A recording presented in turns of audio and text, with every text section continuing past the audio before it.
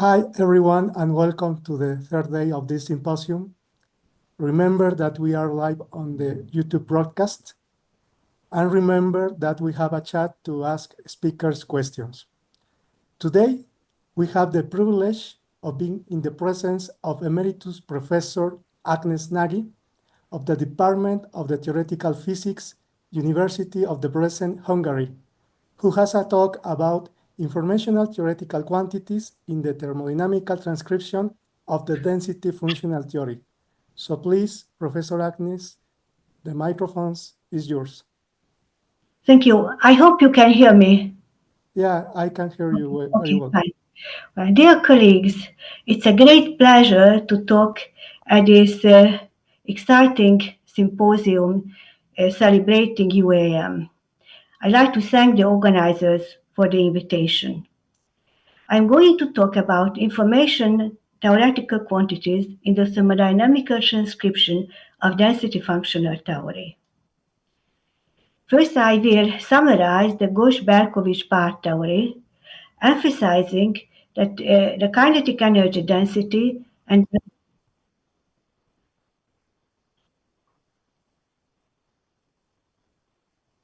oh, it's not shared. Is it okay?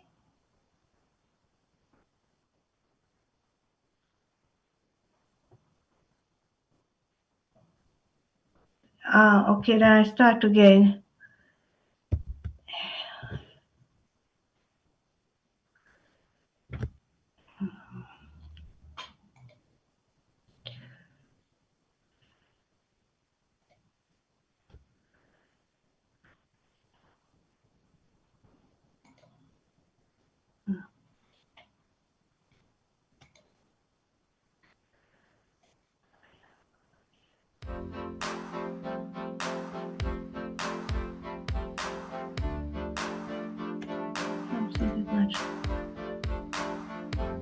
I don't know what's the problem.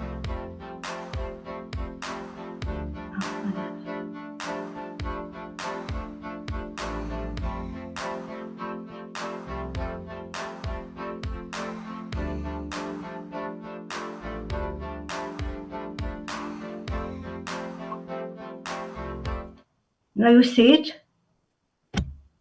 Do you see it now? Okay. And the following also see? Oh, something is problem here. Do you see still the following one? Yes, but in that case, let's slideshow. Is it okay now? Okay, thank you.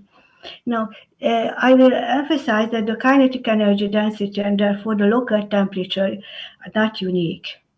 I will select a kinetic energy density that maximizes the phase space Shannon entropy and minimizes the phase space Fisher information.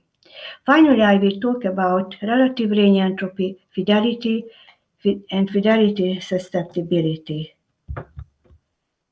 Did it change now? Is it okay?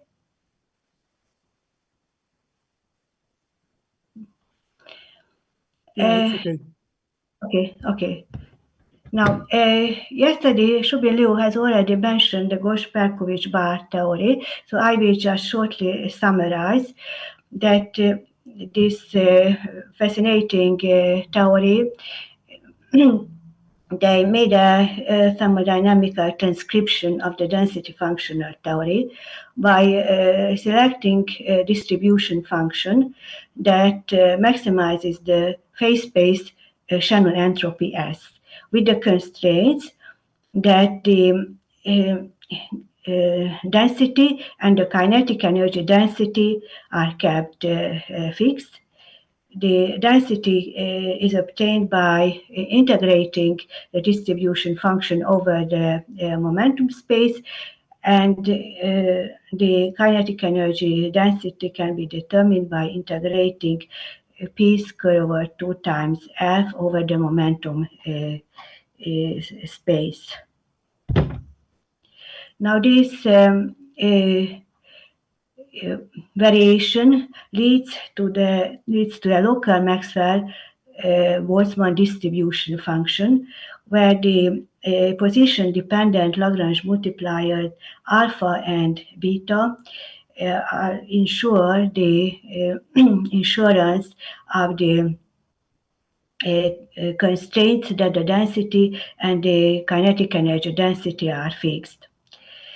This second constraint leads to the ideal gas expression, where we can see that the beta is a inverse temperature and T is the local temperature.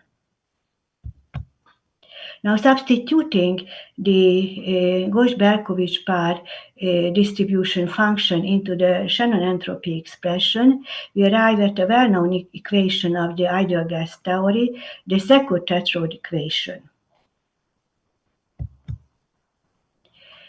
Now, I'd like to emphasize that the kinetic energy density is not unique. For instance, if we pick up the most frequently applied gradient form, where here Ui are the orbitals, and then we add any function tau that integrates 0, then we can obtain kinetic energy density that provides the same kinetic energy as the T grad.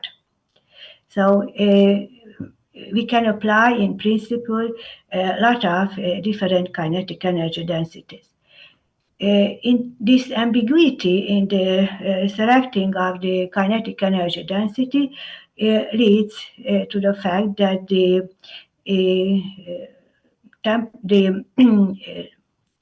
theory and the local temperature are not unique. And now I'd like to show that the extremum information entropy principle can be used to pick up to select a distribution function. We can either use the maximum Shannon entropy principle or the minimum Fisher information principle. Both lead to the same result, that is a constant temperature. Let's start with the Shannon entropy and use the Lewis constraint search method that is often applied in density functional theory, that we minimize the total energy over all wave functions. And in the first step, that is done in 2 steps. The first step is overall wave functions that produce a given density, and the second step is the variation over the densities. Now, in our case, the variation in the first step is done for all distribution functions that produce the given density and kinetic energy density. That is exactly what I'm talking about just now. That is the Gauss-Berkovich-Pair theory. And the second step is the variation over all kinetic energy densities, and select the one that give the given kinetic energy.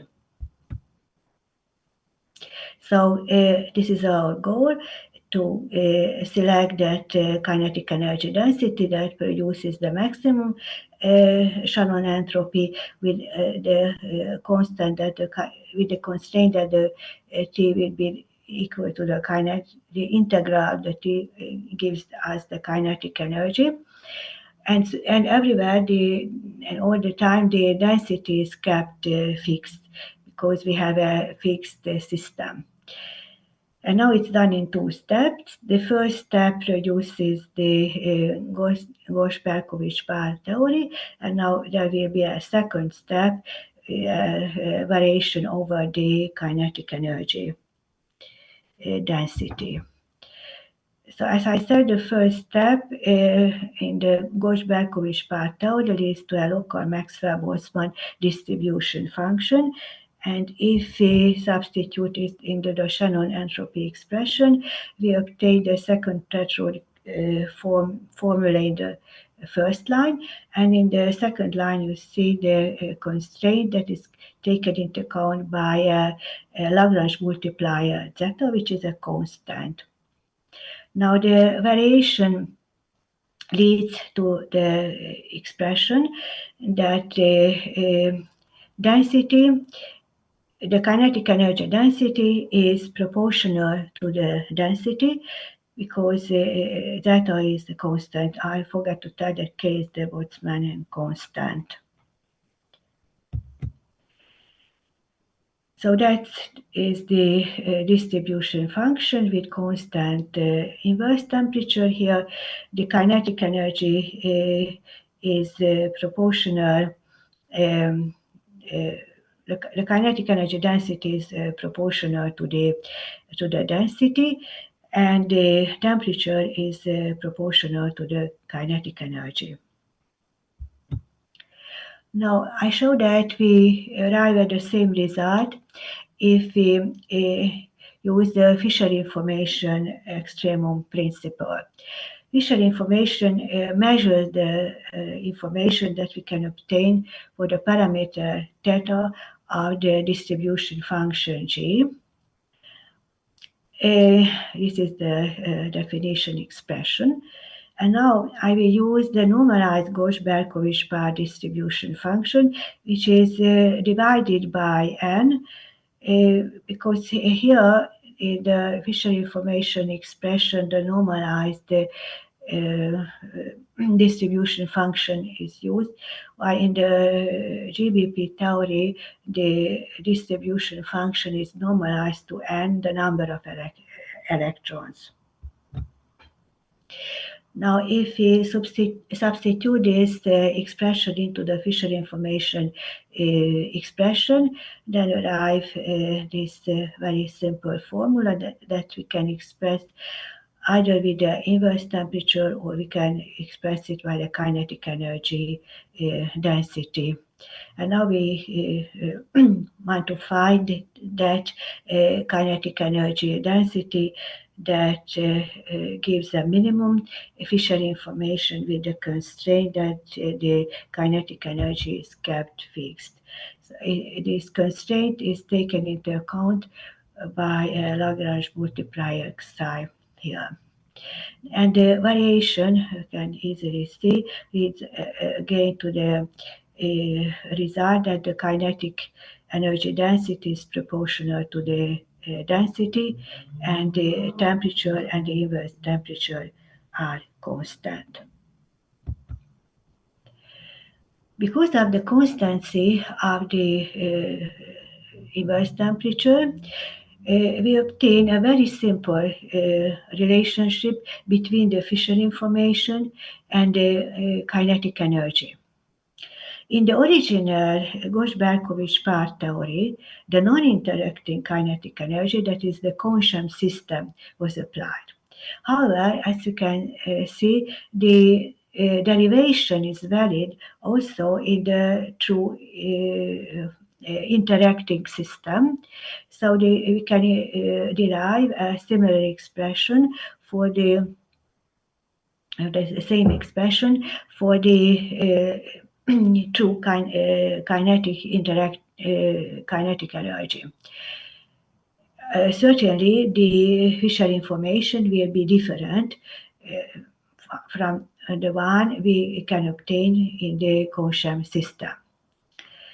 Now, expression has the advantage that if we take a Coulomb system and equilibrium nuclear geometry, then we apply the Weyl theorem in its very simple form. That means that the Fisher information can be expressed with the total energy of the two interacting system. Or the total energy can be expressed with the square root of the Fisher information. This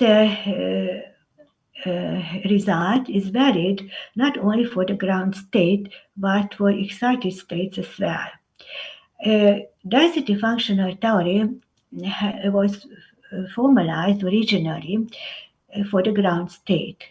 But nowadays, there are several theories for the excited state. Now I refer to the one that is valid in Coulomb systems and individual excited states.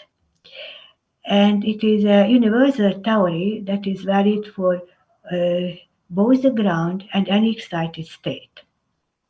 So we can obtain the simple relationship for the Fisher information of the ice excited state expressed with the true interacting total energy of the given excited state, or the total energy of the given excited state can be expressed with the square root of the given excited state Fisher information. Or we can express the ice excitation energy with a difference of the square roots of the corresponding Fisher informations. In Coulomb systems, the asymptotic decay of the ice excited state density Ni is governed by the vertical ionization potential. And here, E naught n minus 1 is the ground state energy of the system obtained after removing one electron. Now, as in a Coulomb system, the excitation density Ni contains all information about the system. We, in principle, can obtain from it every property, including the total energy, and for the inverse temperature, the distribution function, the Fisher information, and of course the Shannon entropy as well. Now I'd like to turn to the Rényi entropy. It is a one-parameter extension of the Shannon entropy.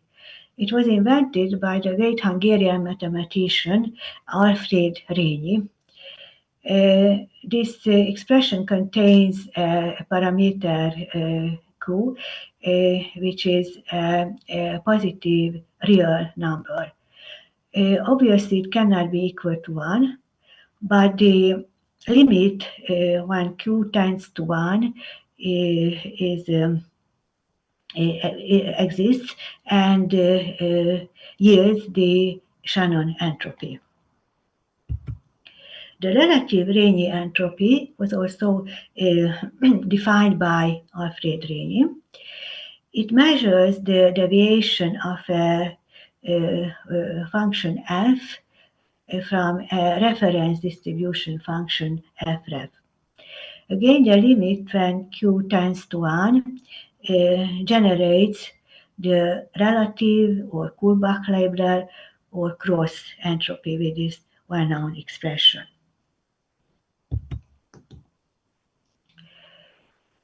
In information theory, fidelity is an important quantity. It measures the closeness of two quantum states. For pure states, quantum states is characterized by the wave function.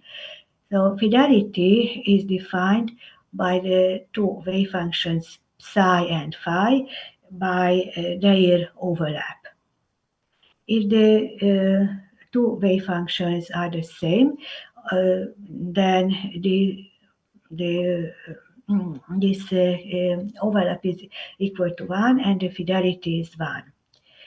The DFT fidelity, on the other hand, is defined by the integral of the square roots of the two densities F and G.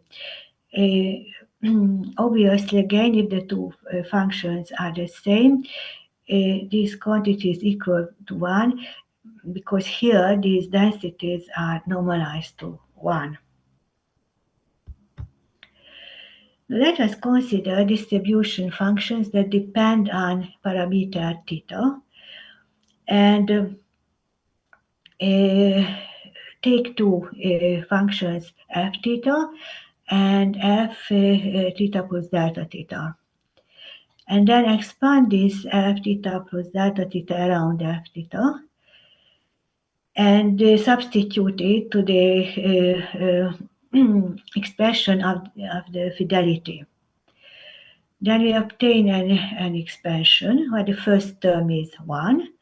The second term is the quadratic term in delta theta, and the factor here is the so-called fidelity susceptibility. If we compare it with the definition of Fisher information I have just shown, then we immediately notice that fidelity susceptibility is proportional to Fisher information. Consider now the relative range entropy for these two distribution functions f theta and f theta plus delta theta. Again, expand f theta plus delta theta around f theta and substitute it to the expression of the relative range entropy. Then again, we obtain an expansion that is cut at the second order terms. So we have only one term that is quadratic in delta theta, and the factor is again the fidelity susceptibility, and here we have also the Rényi parameter Q. If we take the limit Q tends to 1, we obtain the Kullback-Leibler entropy. And we see that in this very special case, the relative range entropy and the Kullback-Leibler entropy are proportional, and the ratio is just the Rényi parameter Q. Now let's see what we obtain if we use the GBP phase-space distribution function. Here is the normalized version can be seen. And instead of the density, I turn to the shape function that was introduced by Paul Oyers. This is defined by dividing the density by the number of electrons, n. Now, substituting this phase-space distribution function into the expression of the phase-space relative Rényi entropy, we obtain this integral here. We see that here we have the inverse temperatures of the two distribution function, the two shape functions, and we also have a quantity Q here, and it contains the square of the momentum. If we want to integrate over the momentum space, we should require that the quantity in the bracket be positive. This inequality can be used either a constraint for the choice of the kinetic energy density, or if we use the constant temperature case, then we have to be careful to select the Rényi parameter for which this quantity is positive. Now, performing the integration over the momentum, we obtain this integral here that contains the inverse temperatures and the shape functions. In a special case of the constant inverse temperature, this phase-space relative entropy reduces to a sum of two terms. where the first term here arises from the momentum space term, and it's a constant. It contains only the inverse temperatures and the Rényi parameter Q. And we have also a second term that is actually the relative Rényi entropy of the position space. Now, I like to show that the space-space relative Rényi entropy can be used as a measure of similarity. One of the most frequently applied quantum similarity measure is the Carbo index that indicates similarity of two molecular electron densities, rho A and rho B, defined by this expression. Now, it was generalized later to obtain a generalized quantum similarity index that contain an extra parameter gamma, in addition, of course, to the functions G1 tilde and G2 tilde. Comparing this with the Carbo index, we see that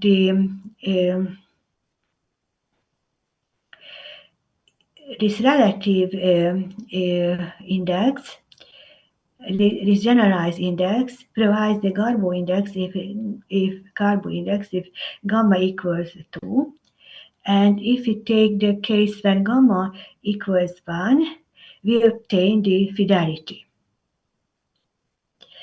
Now, I like to emphasize that this phase-space relative Rényi entropy is a bit more general marker of similarity, because it contains not only position space information, which is one of the terms, this is the second term here, but it also contains momentum space information.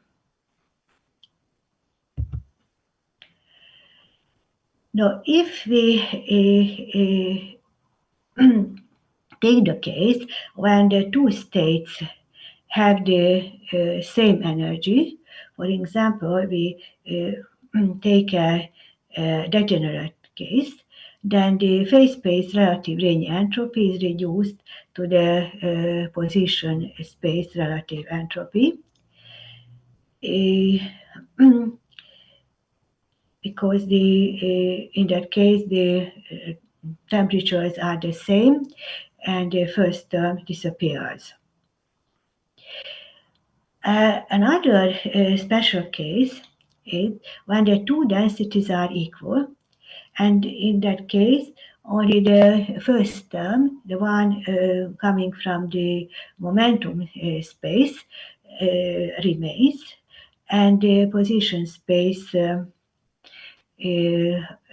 part disappears.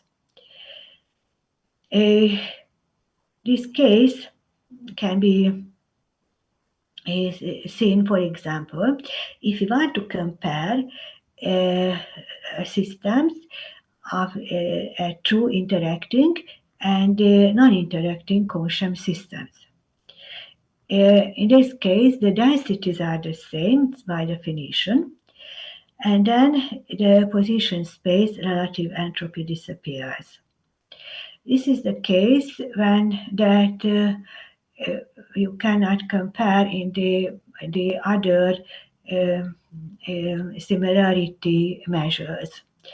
But this phase-space relative Rényi entropy index can be used in this case as well.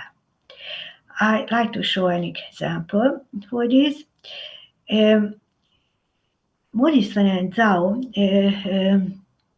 performed very accurate calculations and obtained correlated wave functions.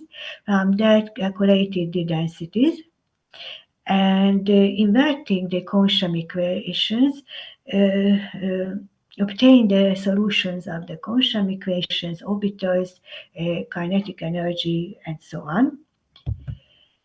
And I used their results to calculate the phase-space relative entropy of atoms.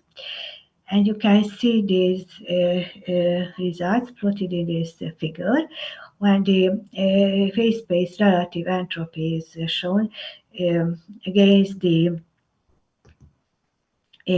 atomic number.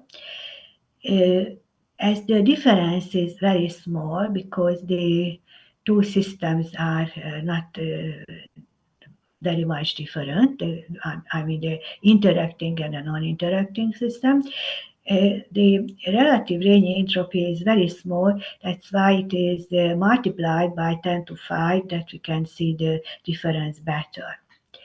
Now, you can see here cycles that give us the phase-space relative range entropy of these atoms, and also shown crosses that are given by using the expansion for the phase-space relative entropy. And this expansion is cut at the second order terms, that is the term that is quadratic in delta beta square. And here the Fisher information or fidelity susceptibility that was calculated. And we can see that in this case, when the systems are so close together, the expansion and the exact expression of the phase-space relative entropy are really very close to each other. And now I'd like to show an example when we have contribution both from the position and the momentum space. It's a very simple example, hydrogen-like ions, and the reference is the hydrogen atom. This first figure you see the phase-space relative range entropy for a very, very small range parameter. And you can see that the total range entropy, this is the green line, is a sum of the two terms. The position space is the blue one, while the momentum part is the red one. In this very small value of Q, we can see that the position part dominates and the momentum space part is rather small. Now, if we take an opposite case, somewhat larger value of Q, then we see that the total phase-space relative range entropy, the green line, this entropy dominates by the red, that is the momentum part, momentum space part, and the position space part is rather small. So we can see that this phase-space relative entropy can amplify one of the part of the sum, and either it amplifies the momentum space part or the in other case in the position space part. And now I'd like to summarize my talk. I visited the Gauss-Berkovich-Pair theory, this thermodynamical transcription of density functional theory into a local thermodynamical picture with a local Maxwell-Boltzmann distribution function.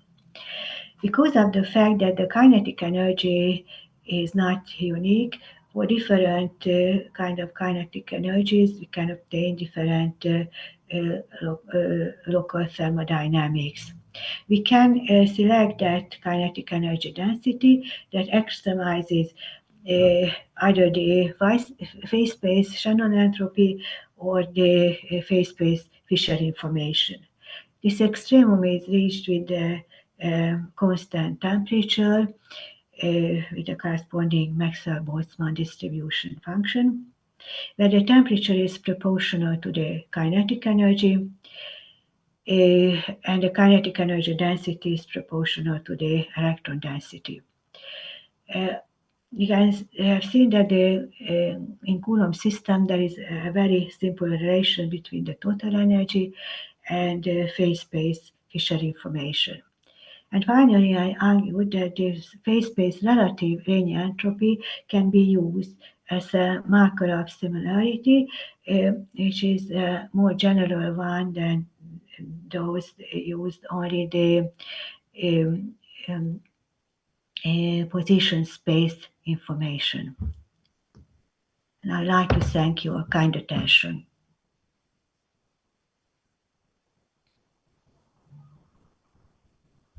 Thank you so much, Ágnes Nagy, for your interesting presentation.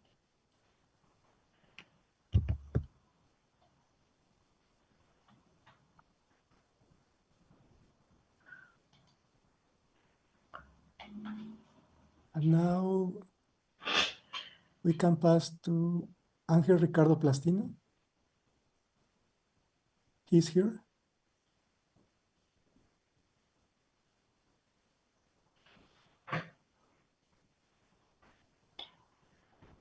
Ricardo Plastino, can you hear me?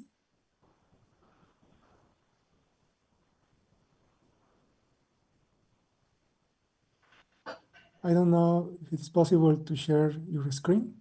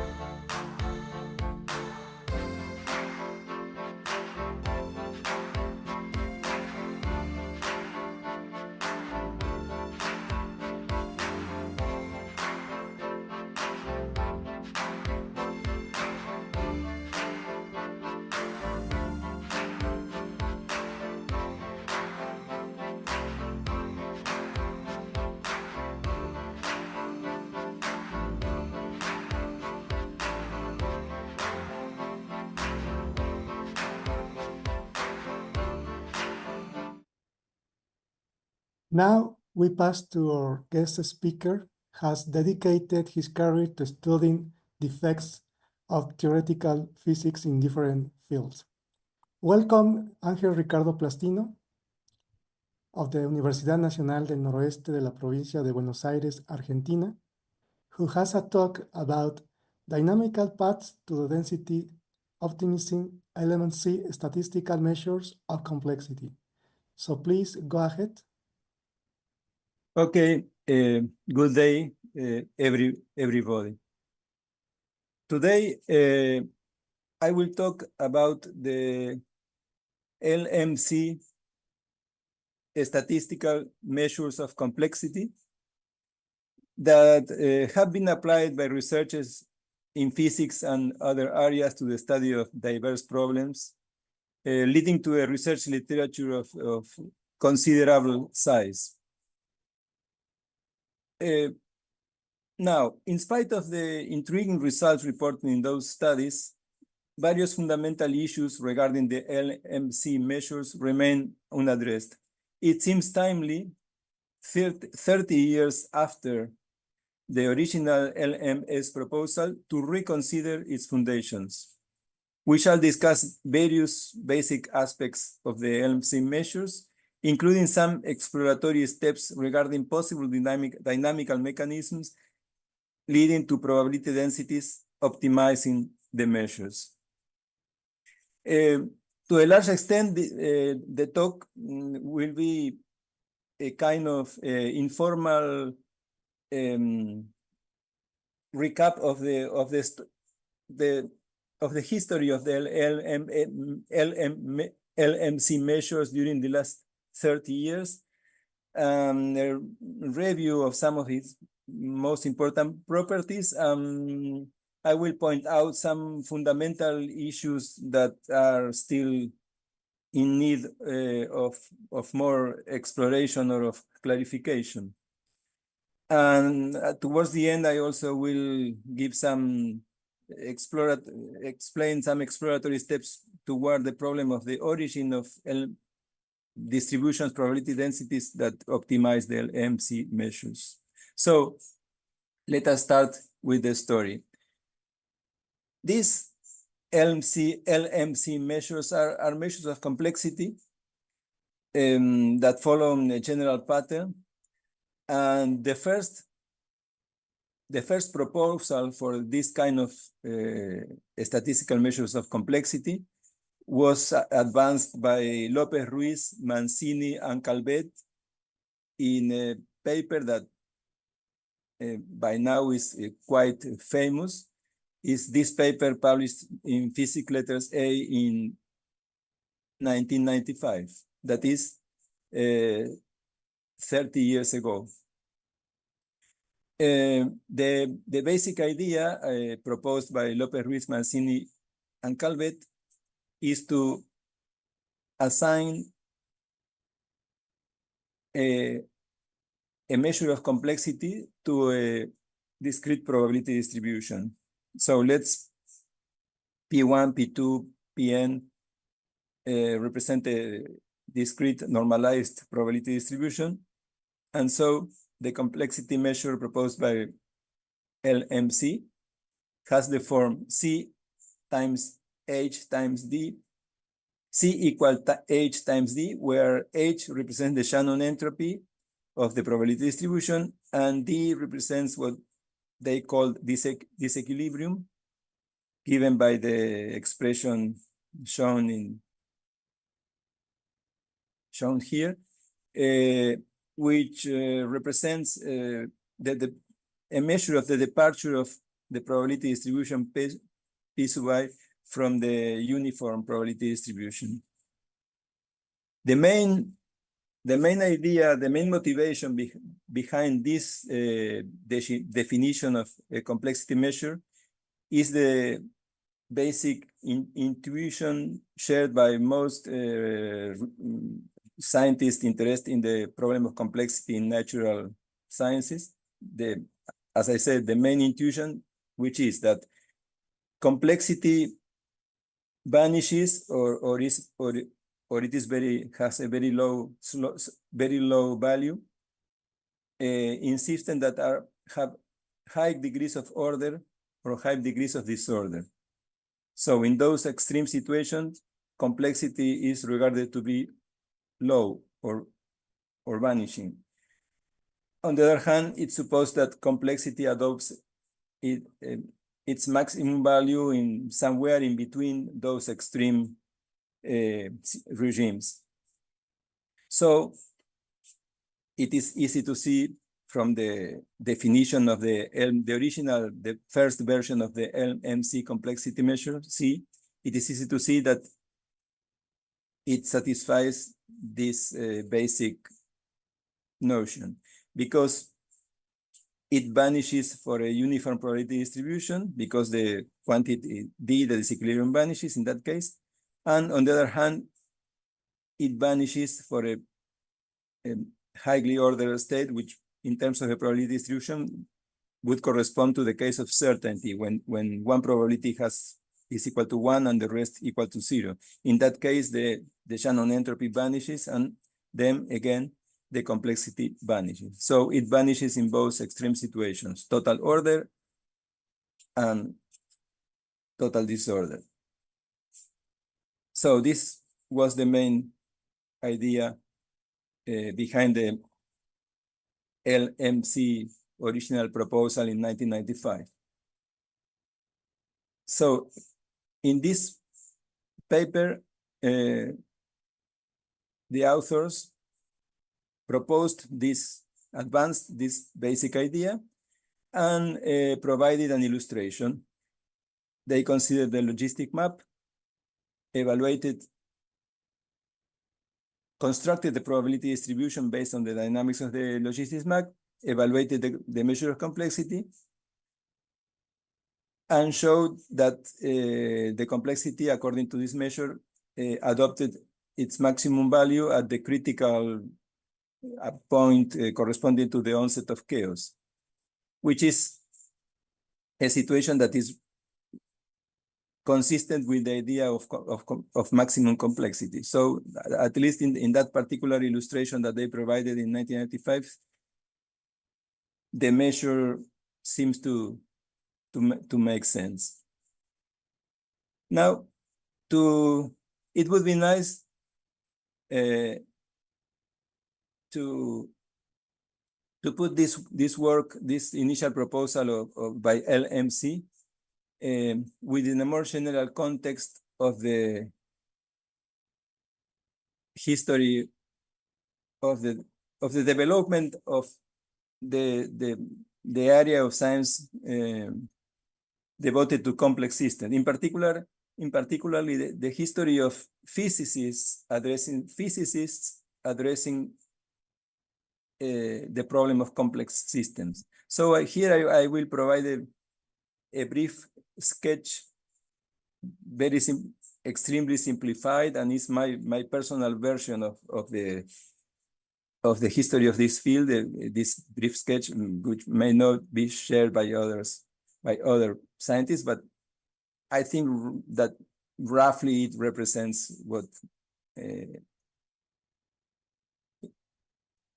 in general terms how we can talk about the history of this field. So we can say that in the 80s was the heroic era of the pioneers. In the 80s, there were some highly original isolated scientists, physicists that were for the first time talking about complexity and discussing making the first exploratory steps towards the study of complexity from the point of view of physicists. But it was only done, this issue was only considered by some isolated persons around the world. I mean, I'm talking about physicists addressing the problem of complexity. In the 90s, on the other hand, we can call the 90s the consolidation period.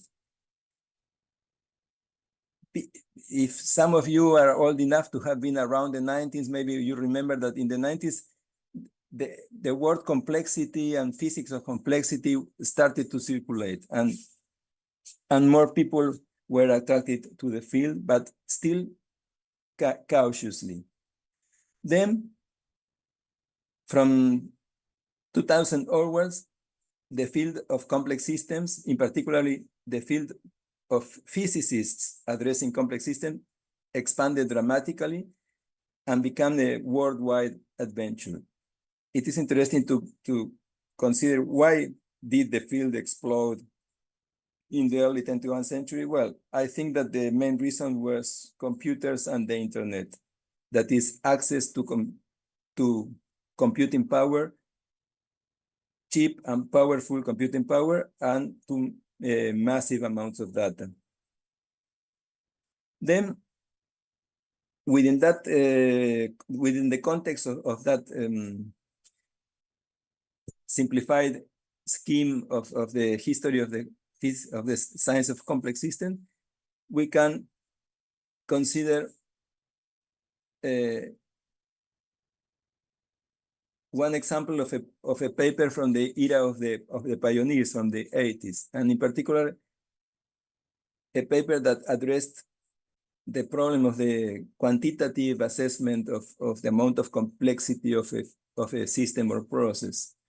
And well, a representative example in that sense was this paper by Grasberger from 1986, which is now, we can say by now that this is a classic of the pioneer period of the 80s. And this paper is very relevant to the history of the LMC measure, because here, Grasberger, here is an example of one leading thinker of the era of the pioneer that introduced the notion that complexity should vanish at complete order and at complete disorder. And he also compared this notion of complexity in natural sciences with the notion of complexity given by Kolmogorov's measure, and which is probably the most famous measure of complexity. Well, Kolmogorov's measure does not capture this basic aspect of a scientist's intuitive notion of complexity. So Grasberger in this paper pointed out that if we want a measure of complexity that vanishes at complete order and at complete disorder, then Kolmogorov's measure doesn't work. So this is an example then of a work from the era of the pioneers in the 80s, 1980s. Then we go to the 1990s,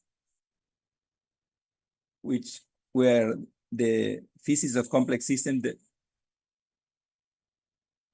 where we witnessed the development and the consolidation of the new field. And a representative example of this new period of development and consolidation is precisely the paper of Lopez Ruiz Mancini and Calvet in 1995. So it's a representative of the 90s, where the field started to develop and consolidate. It is good to mention, it is worth to mention that the LMC proposal, this paper in 1995, had a remarkable impact in the scientific community. It has more than 1,000 Google Scholar citations, which is, for a paper in theoretical physics, is a lot. In particular, for a paper like this one, LMC, which we may call it a low budget paper, because it's a paper based exclusively in the discussion of an idea. I mean, it doesn't have extensive numerical computations or the treatment of massive amounts of data, or doesn't discuss experiments done with equipment, with very expensive equipment. No, it's, as I said, we can regard it as a low budget paper in theoretical physics, which concentrated in the discussion of an idea. And for that kind of paper to have a 1,000 citation, more than 1,000 citation is really remarkable. Well, the LMC proposal played an important role in many respects. In particular, it provided a testing ground for exploring the notion of quantitative measures of complexity. And it stimulated research into complex systems in various parts of the world. It is, I think, interesting to also to provide a sketch of the citation history according to this 1995 LMC paper, according to Google Scholar.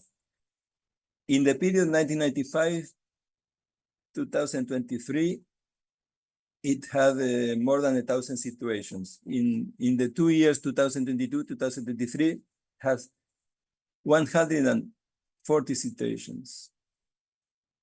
And if we see the very early citation history per year, in this list of citations per year, I do not include archive articles, on archive manuscripts, only published articles in journals. So in 1995, it had only 1 citation, and I also provided the countries of the researchers citing the paper. So in 1995, it has 1 citation from Brazil. In 1997, 3 citations, and 4 citations in 1998, 1999, 2 citations, 2005 citations from the countries mentioned here. Well, I will put some emphasis in the first citation, the 1996 citation from Brazil. Well, among other reasons, because I was co-author of that paper. This paper that we published in collaboration with Antonio from Brazil was the first paper discussing the LMC measure. And it was in particular the first paper discussing the basic properties of the measure, because in the original 1995 paper, the authors only proposed the measure and provide an illustration, but they don't discuss the properties. And well, here in this 1996 paper, we discuss the properties, and in particular, we determined the shape of the probability distributions optimizing the LMC measure. And we studied some basic properties of the measure. In particular, we discussed its what we can call 2 problems or 2 deficiencies of the measure, which were lack of invariance under scale changes and under replication.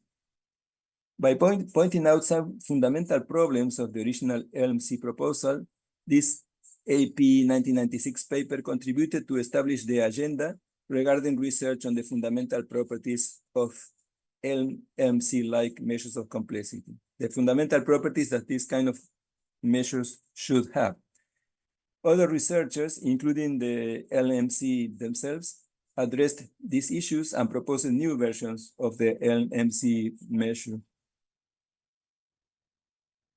So let us briefly discuss some of the new versions of the LMC measure that were proposed, in part in order to address those difficulties that we pointed out in the 1996 AP paper. An important example is given by a modification of the original LMC measure for continuous systems introduced by Catalan, Garay, and Lopez Ruiz in 2002, which again is the product of 2 terms. basically all what we call LMC type or L measures of complexity are all have this form of a product of two terms, one that vanishes for certainty and the other that vanishes for equiprobability. Or vanishes or if the, or at least adopt its minimum values. Okay, in the case of this generalization, they propose to change the definition and to define the complexity as for continuous densities as the product of disequilibrium times instead of disequilibrium times the entropy, the Shannon entropy, disequilibrium times the exponential of the Shannon entropy.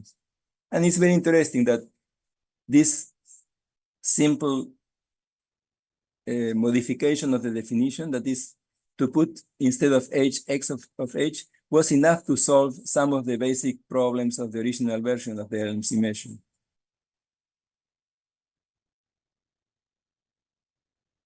So the modification of the measure then cured some of the deficiencies that afflicted the original LMC measure.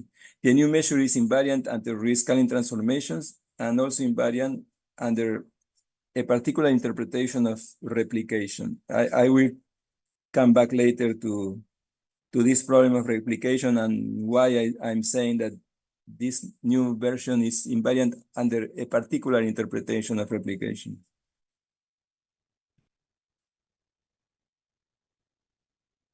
Another generalization that will play an important role in what I'm going to discuss next is one based on Renyi entropies that was proposed by Lopez Ruiz, Nagy, Romera, and Sañudo in 2009. And is given by this expression, C alpha beta is equal to the exponential of the difference of two Renyi entropies, the Renyi entropies of order alpha and the Renyi entropy of order beta. And the Renyi entropy, well, is given by this expression. The Renyi entropy of order alpha is proportional to the log of the integral of the probability density raised to power alpha. Or in terms of discrete probability distribution, it would be proportional to the log, natural logarithm of the sum of probabilities p sub I raised to power alpha.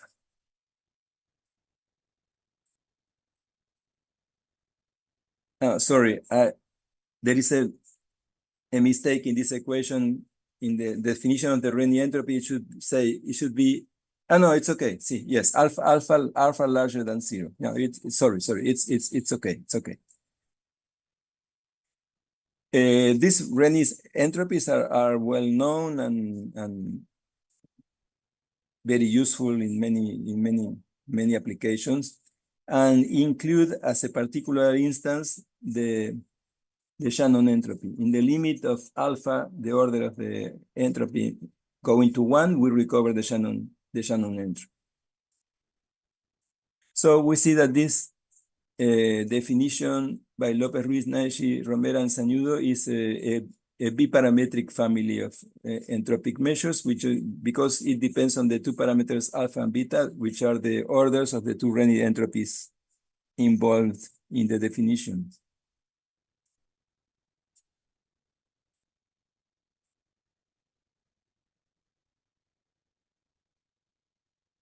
Well, this generalization, biparametric Renyi-based generalization of the LMC idea, this family of complexity measures satisfies some of the already mentioned desirable properties of complexity measures.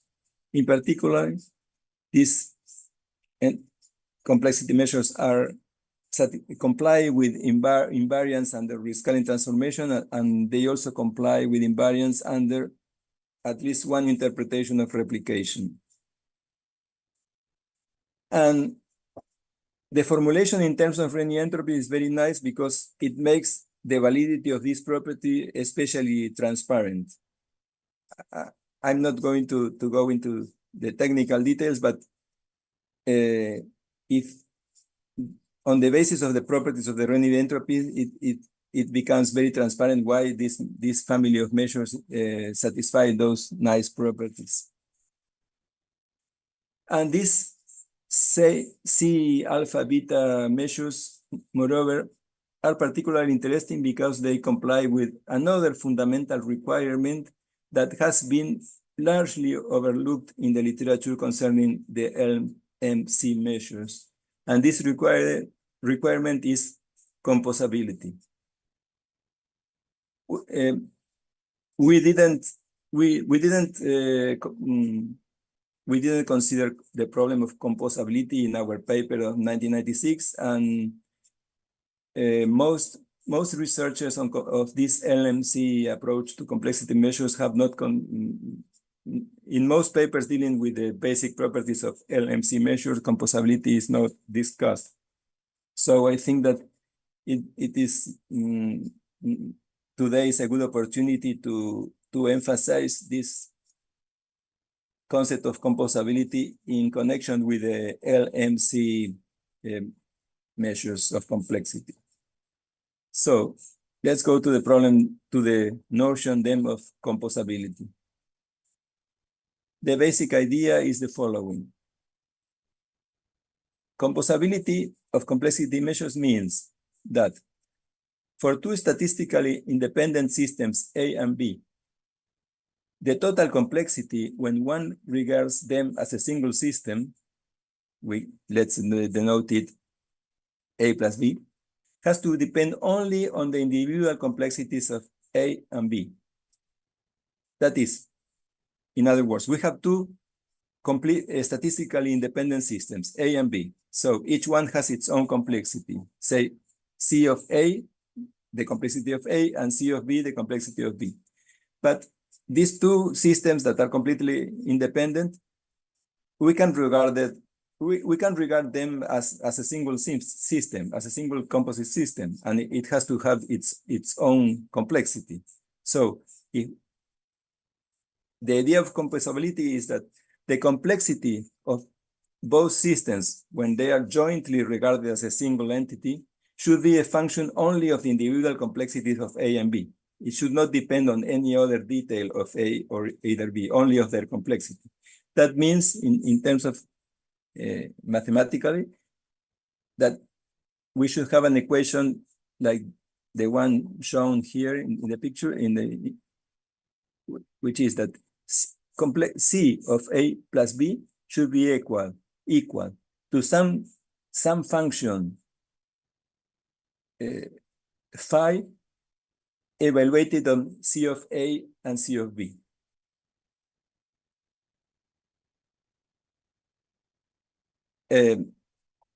We can, as an example, we can think of the following situation.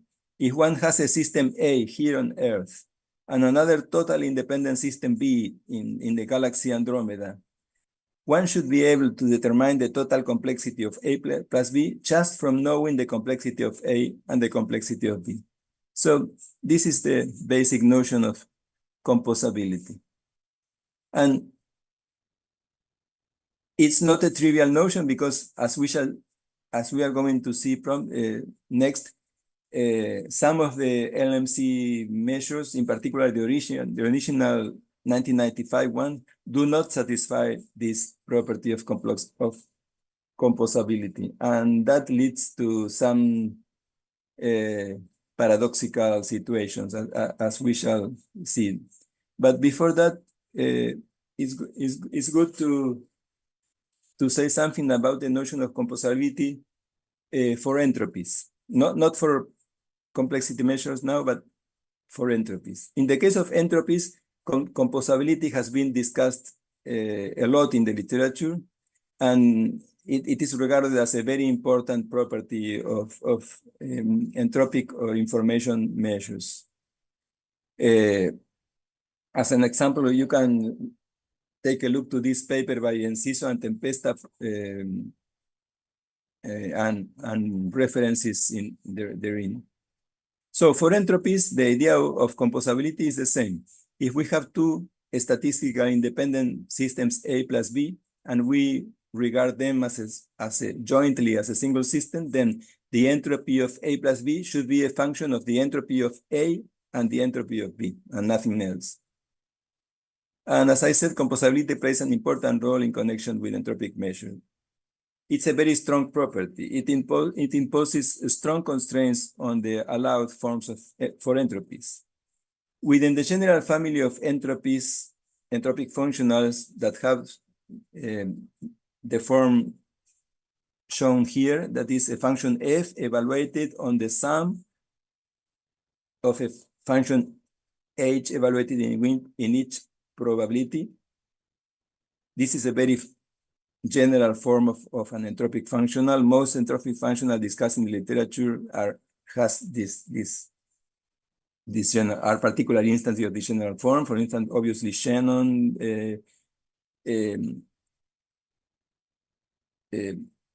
Sally's, Rennie. In the case of Rennie, for instance, that function f would be a log, and that function h would be a power.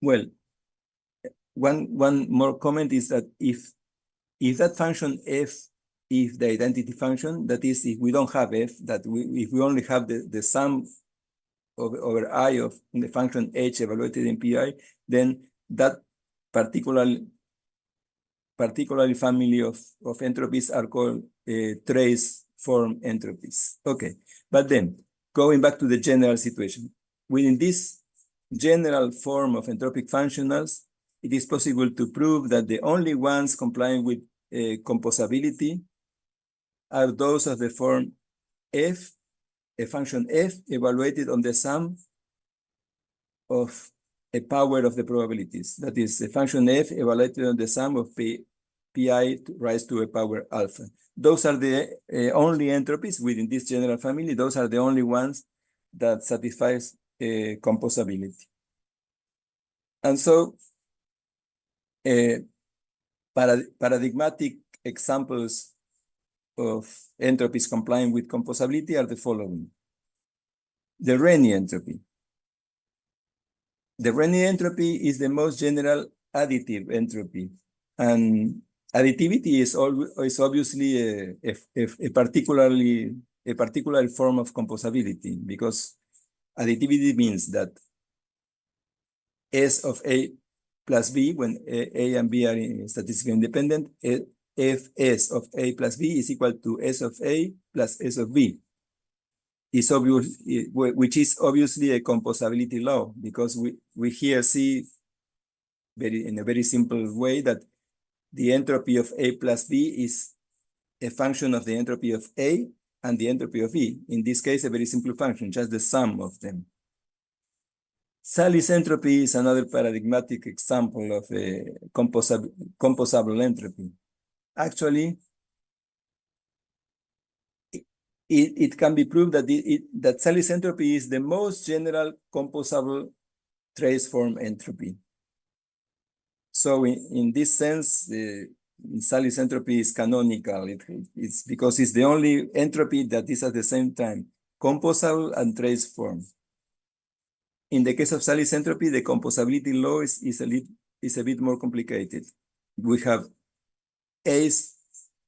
S of A plus B is equal to S of A plus S of B plus a cross term proportional to the product of S of A and S of B. But again, we see that this is a composability law, because the entropy of A plus B can be expressed as a function of the entropies, individual entropies of A and B. And Shannon entropy obviously is also composable because it is additive, and actually it is a particular instance corresponding to Q equal 1 of the above two families. That is, it's a particular instance of Sally's and a particular instance of Rennie. So these are paradigmatic examples then of entropies satisfying, complying with the composability condition. Okay, going back now to complexity measures, let us consider the original 1995 complexity measure that is given here again. It's the product of the Shannon entropy times the disequilibrium. Well, this one is not composable. That is, if you have two statistically independent systems A and B, then the complexity of A plus B, when we regard both systems as a single entity, cannot in general be expressed as a function of the complexity of A and the complexity of B. And this non-composability leads to strange things. That is, weird things happen with non-composable complexity measures. Let's consider an example. Consider, again, two systems, which we call here A1 and A2, which are statistically independent. But let us consider a particular example. Suppose that system A1 has N1 possible states and a uniform probability distribution. Since the probability distribution is uniform, the disequilibrium is zero, the complexity is zero. So C of A1 is equal to zero. Now let's consider another system, statistically independent of E1, A2, with N2 states and one state with probability 1.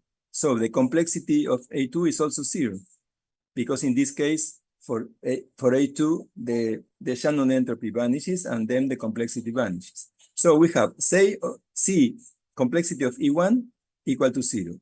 Complexity of E2 equal to 0. Now, let's see what happens when we regarded both systems as a single system, A plus B.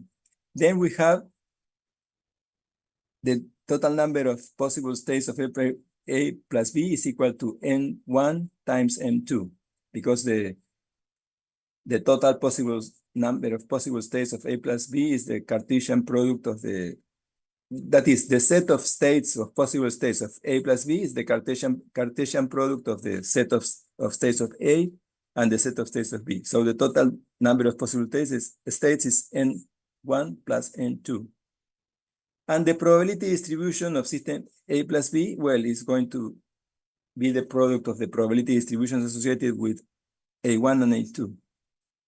And if we apply the LMC 1995 formula of complexity to this composite system A plus B, we find then that the complexity of A plus B is not 0, it's larger than 0. It can have a considerable amount of complexity according to the LMC original proposal. So, summarizing, what we have here is two systems that individually have two independent systems that individually have 0 complexity, but jointly may have a large amount of complexity. Well, that is a paradoxical result. Think again of the scenario of Earth and Andromeda. We have a system of 0 complexity on Earth, and another completely independent system also with 0 complexity in the Andromeda galaxy. But some astronomer from far away decided for some reason to consider both systems jointly, and he will find that they jointly have a considerable amount of complexity, even if individually they have 0 complexity. Well, that is weird. This small example shows illustrates why composability is an important property that should be taken seriously when one considers complexity measures. But now, let us go back to one of the generalizations of complexity measures of the LMC complexity measure that I mentioned before. Let us consider a biparametric LMC-like complexity measure that does not suffer from the aforementioned problem because it is actually composable. Let us consider this complexity measure. C alpha beta equals of the Renyi entropy of order alpha evaluated on the distribution P minus the Renyi entropy of order beta evaluated in the same probability distribution with alpha and beta larger than 0 and alpha smaller than beta. And where R alpha is the Renyi entropy. This is essentially the Renyi-based measure, which in its continuous version was proposed by Lopez, Ruiz, Nagy, Romera, and Sanudo. It's only that they consider the exponential of this quantity, and here I consider the quantity itself, the difference between the two Renyi entropies, without the exponential. But that's not essential. It has basically the same properties. But one difference is that LNRS in the 2009 paper, they consider this measure only for continuous distribution, but it can be also applied to discrete probability distributions. So it can be defined as a general measure of complexity, both in the discrete case and in the continuous case. And this is a nice measure because it satisfies all the nice properties proved by these researchers in 2009, but it also satisfies the condition of composability. So let us summarize some of the properties of this measure, which I insist can be applied both to discrete and to continuous situations. Well, it is positive. It vanishes for equiprobability and for certainty. That is, both in the case that P is a equiprobable probability distribution, or also in the case where one probability has value 1 and the rest 0. In both cases, this difference of Renyi entropy vanishes. And more generally, it vanishes for more general probability distributions that have a constant value P for a family of states and have probability 0 for the rest, which can be considered discrete versions of the rectangular probability densities, which were considered in that 2009 paper by Lopez Ruiz et al., where they proved that in the continuous case, the measure vanishes for rectangular densities. Well, in their definition, it didn't vanish because they considered the exponential. So, but it adopted the lowest possible value, which, if you consider the exponential, is not 0 but 1. But that's an essential. Within this definition, it vanishes in those cases of rectangular probability densities. Okay. Another important property, which is very sensible, is and it is satisfied by this measure, is expansibility, which means that adding a state of 0 probability does not change the complexity of the system, which makes a lot of sense. Because suppose you have a system described by a certain probability distribution, a discrete probability distribution, it has its amount of complexity, and then you regard the new system, which is the same as the original one, but with one extra state with 0 probability. It is obvious that adding a new state with 0 probability should change nothing. In particular, it should not change the amount of complexity. Well, that property is called expansibility, and this measure of complexity based on the difference of two Renyi entropies satisfies expansibility. And finally, it also satisfies composability, because actually it is additive. If you have two A and B are two independent statistical independent system, then the complexity of A plus B is equal to the complexity of A plus the complexity of B. So it satisfies composability, and then it does not suffer from those paradoxical properties arising from the lack of composability. Now, let's go back to the problem of the invariance and the replication. 5 minutes, please. Sorry? 5 minutes, please. Oh, yes.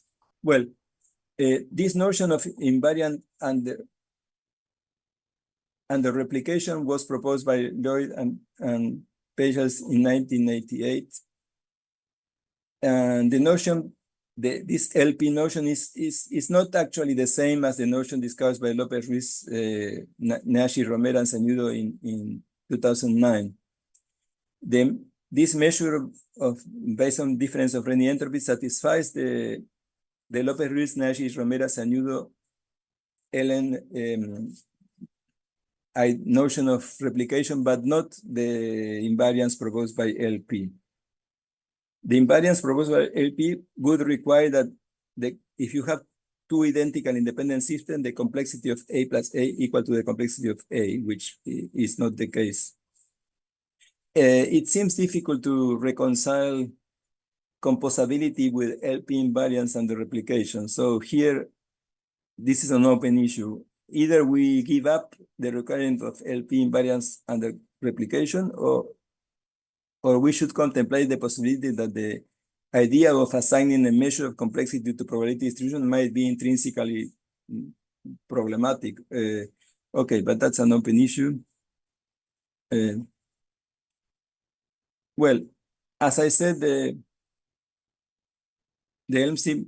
idea of the LMC, like the full family of complexity measures based on LC, have led to lots of interesting applications. Well, I go quickly here. We have the application of the group by Esquivel, Dehesa, Angulo, and collaborators, which have made impressive applications to quantum chemistry. And here another interesting application, recent application to astronomy, but the literature is vast, so it's impossible to summarize it here.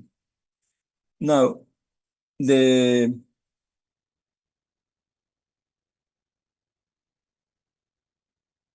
spite of the great phenomenological successes of the idea of LMC measures, there are lots of basic fundamental issues that remain unaddressed. For instance, we still don't have an operational interpretation of the LMC measures. And there is we don't either have an axiomatic characterization of LMC measures. Those seems to be open problems that would be nice to consider. And another issue that I lack time, but I will mention briefly is that dynamical aspects of the LMC measures are also have not been explored in detail, in particular, and also what is the physical meaning of or significance of probability distribution that optimize the LMC measures. These are open and hard problems. As a first step, we are exploring the what kind of continuous. We are exploring some continuous evolution equations akin to Fokker-Planck equations that lead to the probability densities that optimize the LMC measure and under some constraints, and that satisfies H theorems in terms of LMC measures. We found, for instance, this evolution equation that satisfies an H theorem in terms of the original 1995 LMC measure. It's a non-linear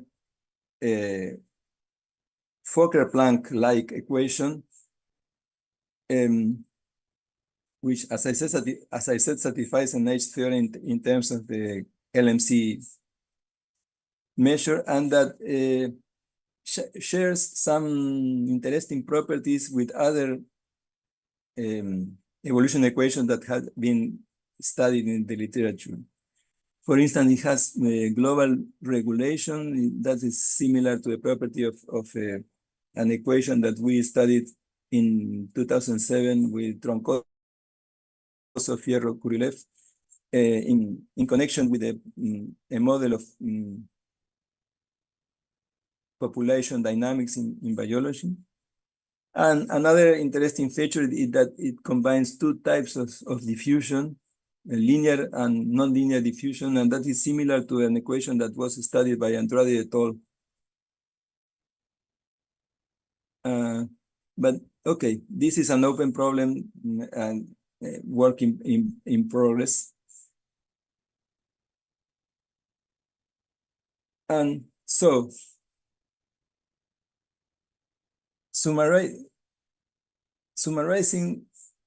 a bit, we can say that, okay, we have, what is the situation of the LMC proposal at 30? Because this year is also the 30th birthday of the LMC proposal. We can say that the LMC proposal advanced by López Ruiz, Mancini, and Calvet 30 years ago constituted an interesting conceptual experiment on the notion of complexity measures. It stimulated hundreds of research efforts all over the world. There are, however, basic issues that remain to be explored. At the fundamental level, we seem to have more questions than answers, and the LMC experiment still goes on.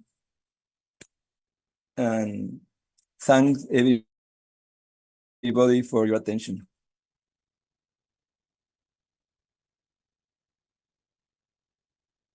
Thank you so much, Ricardo, for your interesting presentation. And remember that we have a chat to ask the questions. Yes, yes. Thank you. Thank you. And now we pass to Jayanta.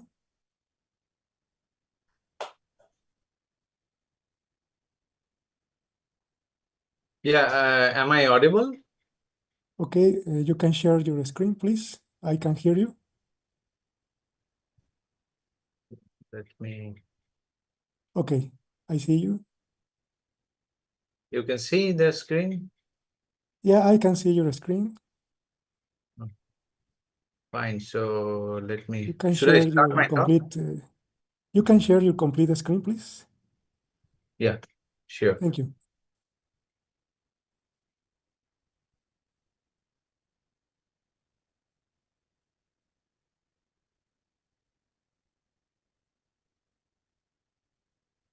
Yeah, you can see it, right?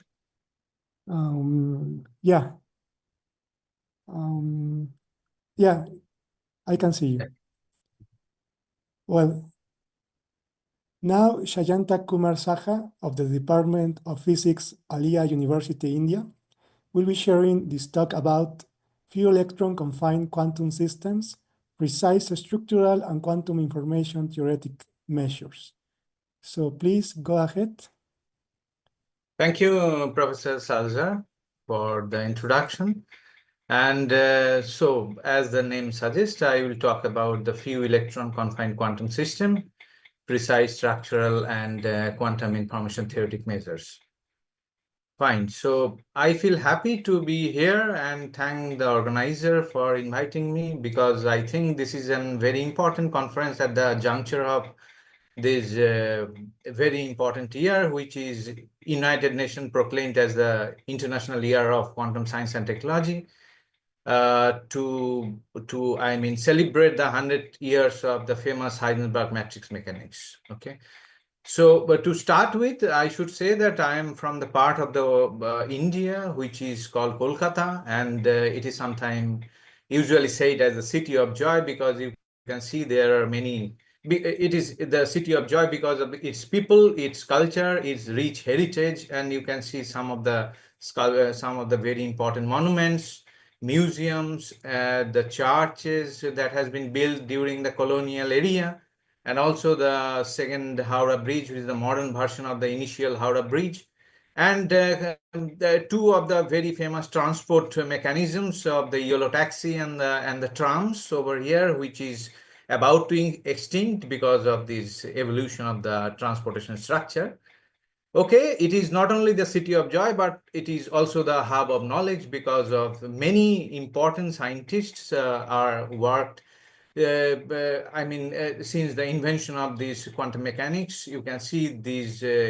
This is Professor S.N. Bosch with Paul Dirac, here with Professor Fisher, and you can see this is a cluster of people from that arena of development of quantum mechanics.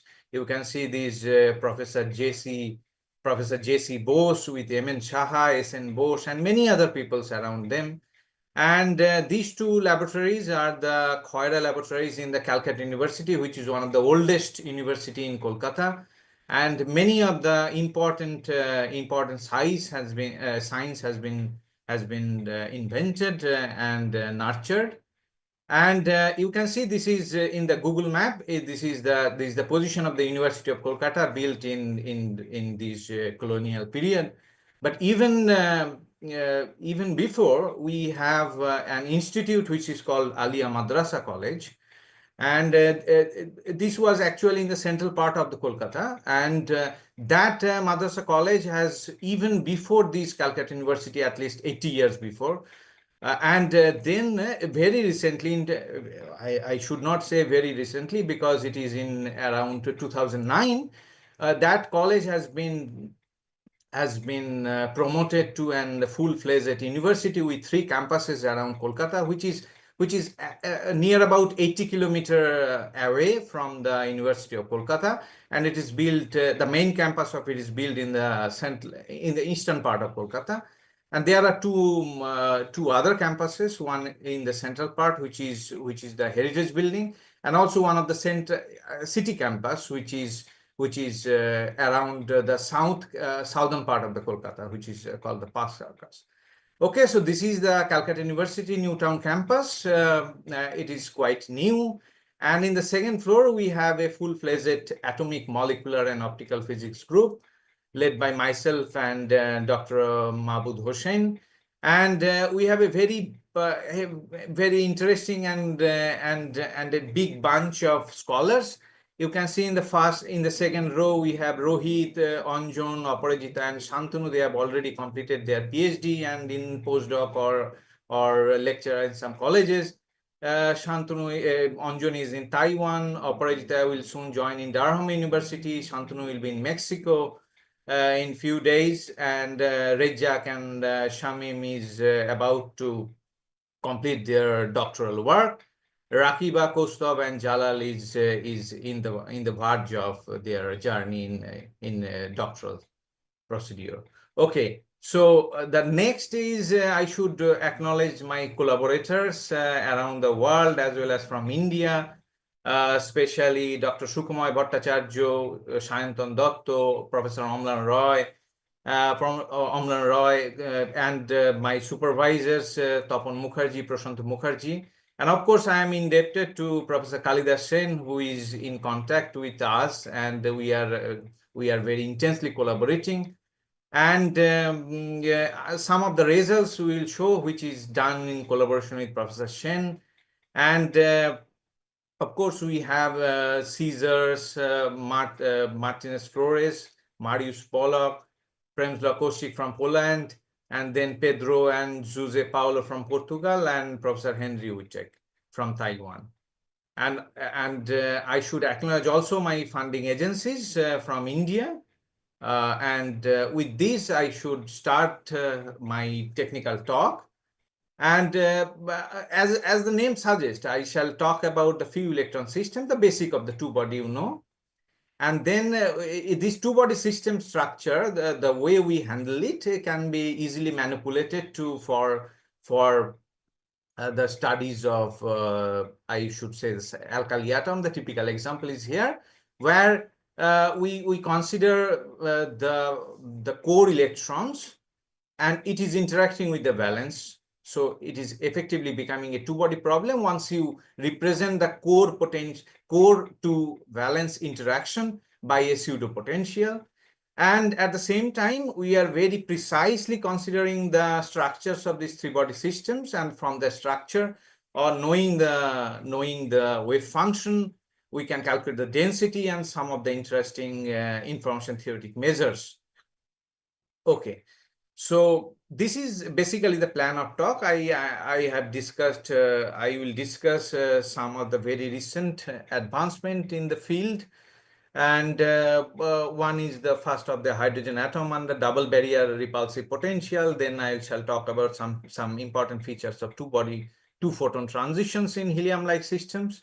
and then the alkali atoms under pressure, or the 2-electron ZE systems under pressure confinement. And a very interesting property of the 3-body systems, which the name suggests as called the Borromean states of exotic systems. So let us start with the first topic, which is hydrogen atom under double barrier potential. The very idea started with this first paper, which is called the atomic soiling under compression. It's a very interesting paper in 2012 from the group of V.K. Dolmatov, Auburn University, USA, where they have shown that if we have an external repulsive barrier and which is approaching to the origin, then at some critical point, the whole probability distribution of the electron of the hydrogen atom can tunnel through this barrier, and we have an extended structure which they named as the atomic swelling.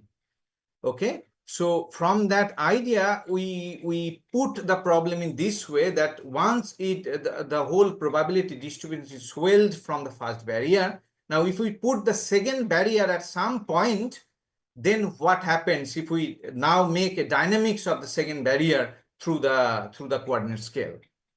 Okay, so as you can see from the potential energy here, you have the two different positions with two different weights, and there puts two different height of the potential.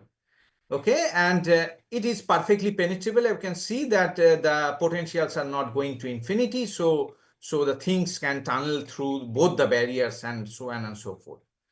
So the basic theoretical framework is not new. It is the LMM method by which we can calculate this whole eigenvalue problem in a discrete way. And from this eigenvalue equation, what you can do, you can calculate the Shannon entropy to understand the localization, or in turn the delocalization of the systems that has been penetrated, that has been investigated through these entropic measures. Okay, so now you can see the video that once we have the density distribution, the first barrier compresses it, and from this compression you can see that once a critical point of the first barrier reaches, it goes outside, and in the lower panel you see there is a sharp transition in the Shannon entropy. So it becomes an indicator of this swelling. Now in the second block, once we have the swelling, we try to put the second barrier closer to the first barrier, and then again we find a second swelling. Okay, this is for the hydrogen sitting at the very ground state. Okay, in both the cases we see this kind of scenario. Now the things becomes very important when we see a 3s state and we put the barrier. You can clearly see this from this video. Now see this very important feature. Once it crosses a certain point, the whole 3 nodes converges to a single node, and then from the single node you then fuse, make a fission to create the other 1 or 2 nodes. Okay, so this is about the orbital fission and orbital fusion.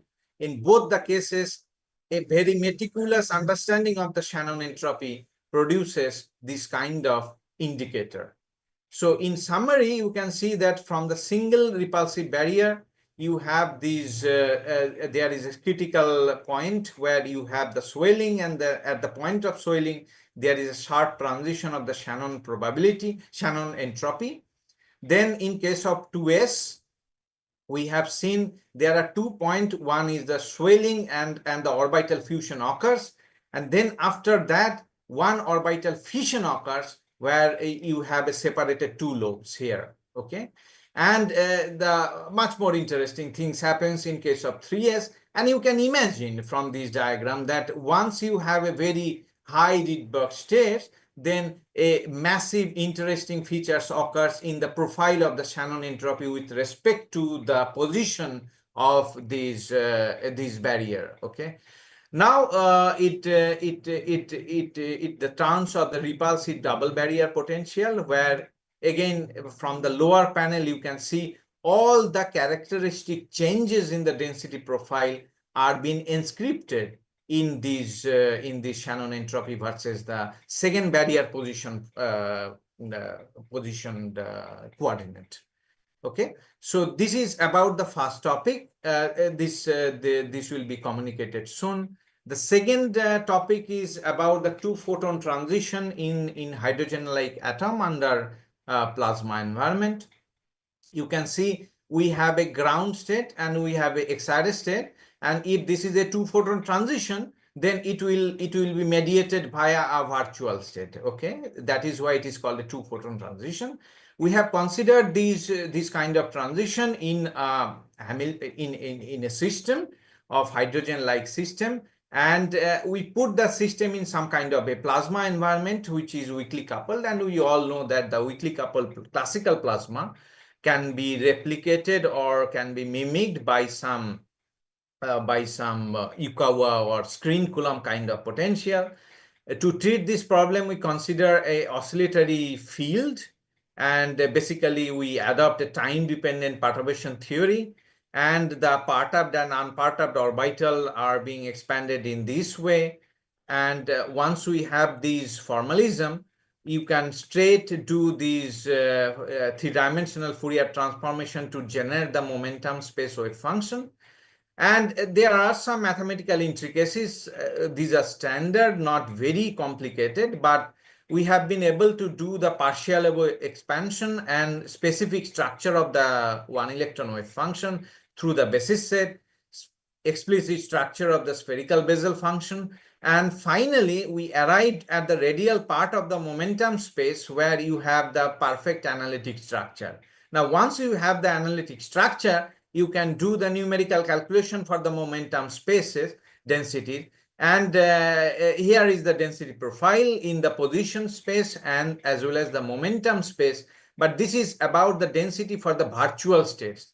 And this is the first time where we have a visual representation of the virtual states. And with this visual representation, we can generate the Shannon and the other entropic information theoretic measure to understand the localization from these virtual states compared to the real states. You can see this is from the 1s to 2s transition, so it should mediate it via the 2p transition. And this 2p is of course the virtual state. Now, once we have the real 2p state, we can see just looking at these two diagram, you can see that this virtual state is much more localized compared to the real 2p states. Okay, and both in complementary position and momentum spaces. Now, this is a table. You can see that this is the real 2p states, and we have the 2p again from the 1s to 2s transition, and as well as from the 1s to 3s transition. And I have not given the picture here, but if you see these from our paper, I will show these two papers. If you are interested, you can see that for the 1s to 2s and the 1s to 3s transition, if you look at the density profile, it will look almost identical. Okay, you cannot make a distinction. You can make a distinction from these two density profile, that which virtual state, virtual 2p is coming from the 1s to 2s, and which virtual 2p state is coming from the 1s to 2s.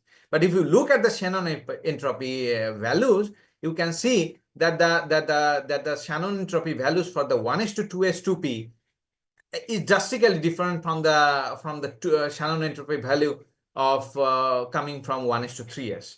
And also it is different from the real 2p state that we can see for a normal hydrogen atom. We have tested it for also for the Fisher and getting the complementary feature, just apart from the fact that that one is for showing the localization and other is for the delocalization. And we have tried to scale these Shannon entropy with respect to Z, and we have proposed a polynomial which is of the third order and perfectly generated the fitted parameters where the confidence of fitting is very fine. This is for the Shannon entropy as well as for the Fisher entropy. Okay, so this might be of some help for the future worker working in this field. These are the two papers. One is the Physica Scripta, and the other is for in EPZD recent articles. You can see those pictures. You can see those analyses. The third is the alkali atoms under pressure confinement. And you can see that the idea is basically coming from the article of Y.K. Ho, where they have shown that for the large momentum, if you put the hydrogen atom in some kind of spherical box, and for some certain radius, you get to see some oscillations in the momentum density profile, okay? Especially on this oscillation enhances its amplitude in the longer regime of the momentum. Fine. The idea can also be generated from a recent article where they have also seen the high momentum oscillation tails of strongly interacting one-dimensional. They have considered two kinds of gases. One is the Tongi-Radu and the pure fermionic systems. And you can see they have also noted this kind of oscillations in the momentum density profile. And basically in the ultra cold atomic gases, the momentum distribution, it is important because the distribution can be directly measured by switching off the trapping potential and then imagine the cloud after a ballistic expansion. Okay. So with this note, what we do, we have considered alkali atoms under pressure confinement. And as I have already said that the frozen core to the valence electron interaction has been taken from this frozen core potential, you can see here. And all the parameters of these frozen core potentials are given here. It is taken from the Switzer et al. From 1999. And with this, we have considered the trial wave function. Basically, it boils down to a two-body problem. So you can do a precise calculation over here. And as the system, and you can see that the initial R minus R part is to meet the Dirichlet boundary condition. And because of the boundary condition, the system experiences a pressure, which you can calculate from the adiabatic approximation, which is basically coming from the total energy and the electrostatic potential energy, as well as from the radius of the sphere. Okay, so once you have the generalized eigenvalue problem, you can have the wave function and the corresponding density.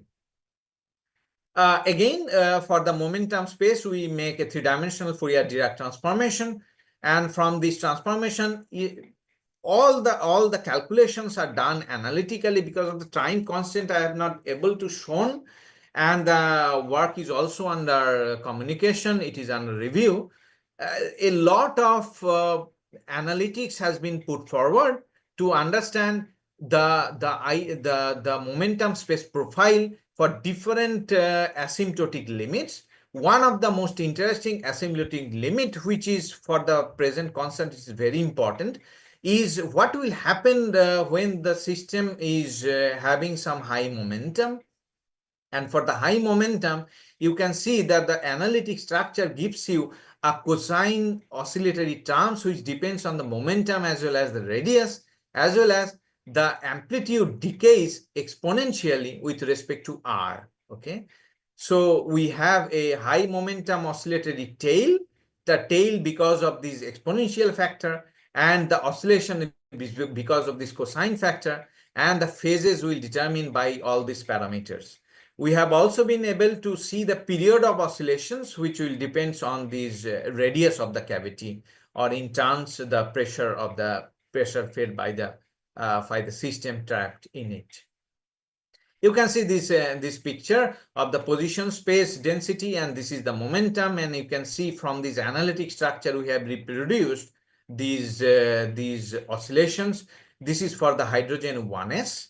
And then you can go for the hydrogen, this is hydrogen 2s, as well as this is for the lithium 2s. Lithium 2s again for the alkali systems, and the 2s is the valence electron. Okay, and you can see for all the cases these oscillation profile changes. And finally, we have calculated the Shannon information entropy in both the position as well as the momentum spaces. And the lower panel gives you the total Shannon entropy, where you have seen for the one state we have a characteristic minima because of this crossing, and for these two state you can see there is a maxima. So the extremums are basically happening because of this crossing of the position and momentum space profiles. Fine. So let us go to the third problem, which is the 2-electron ZE system under pressure confinement. And this is the typical Hamiltonian, where we have considered the confinement by the impenetrable spherical cavity. And again, from the previous idea, you can get the amount of pressure that fell by the system because of this boundary condition. And this is the variational equation. Once you have considered the wave function in a Hiller's basis, it is very accurate. It produces very accurate results. And you can see these alpha and beta are the nonlinear parameters in the wave function, which are optimized by BFGS algorithms. The whole program has been written in Python as well as in Julia.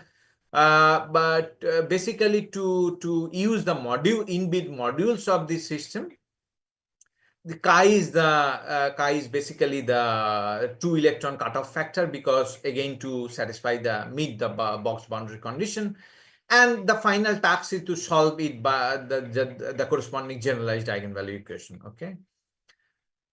From this wave function, what you can produce very importantly is the 2-particle density matrices. These are the spatial density matrices satisfying the normalization condition. Now, tracing over one particle, any of the one particle, R1 or R2, you can generate the reduced density matrix, which is basically the function of the one particle and its virtual position.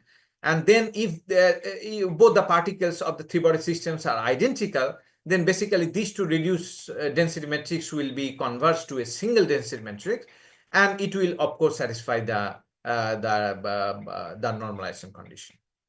Now, interesting part is, from this spatial reduced density matrix, you can generate or calculate the quantum correlation, which in turn calculate the quantum entanglement, and as well as the statistical correlation by taking the diagonal component of the spatial density matrix. And you can see all the entropies. I am not going to the details because already many coveted researchers has been discussed about these entropy measures. And in the left-hand panel, we have estimated this quantum correlation through the von Neumann and the its linear counterpart, which is called the linear entropy. Fine.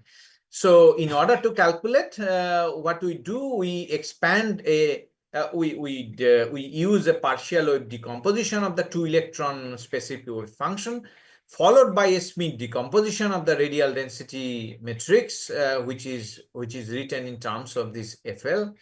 And once we have this decomposition, then finally the reduced density matrix boils down in the product of the natural orbitals. The eigenvalues of the density matrices, these lambda NLs, you can generate the Shannon and the Fisher Shannon as well as the linear counterpart. Sorry, the von Neumann and the linear counterpart, linear entropy.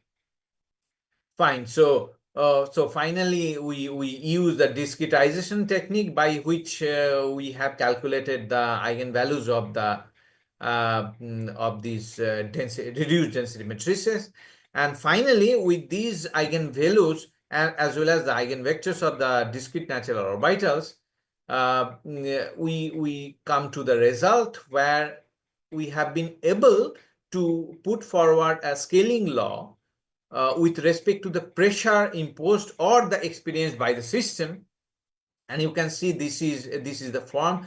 These scattered points are basically the numerical values of the Shannon, the von Neumann and the linear entropies. And these three curves are for the three ions. One is for the hydrogen minus, which is an anion, then the neutral helium, the red one, and the green one is the cationic system lithium plus.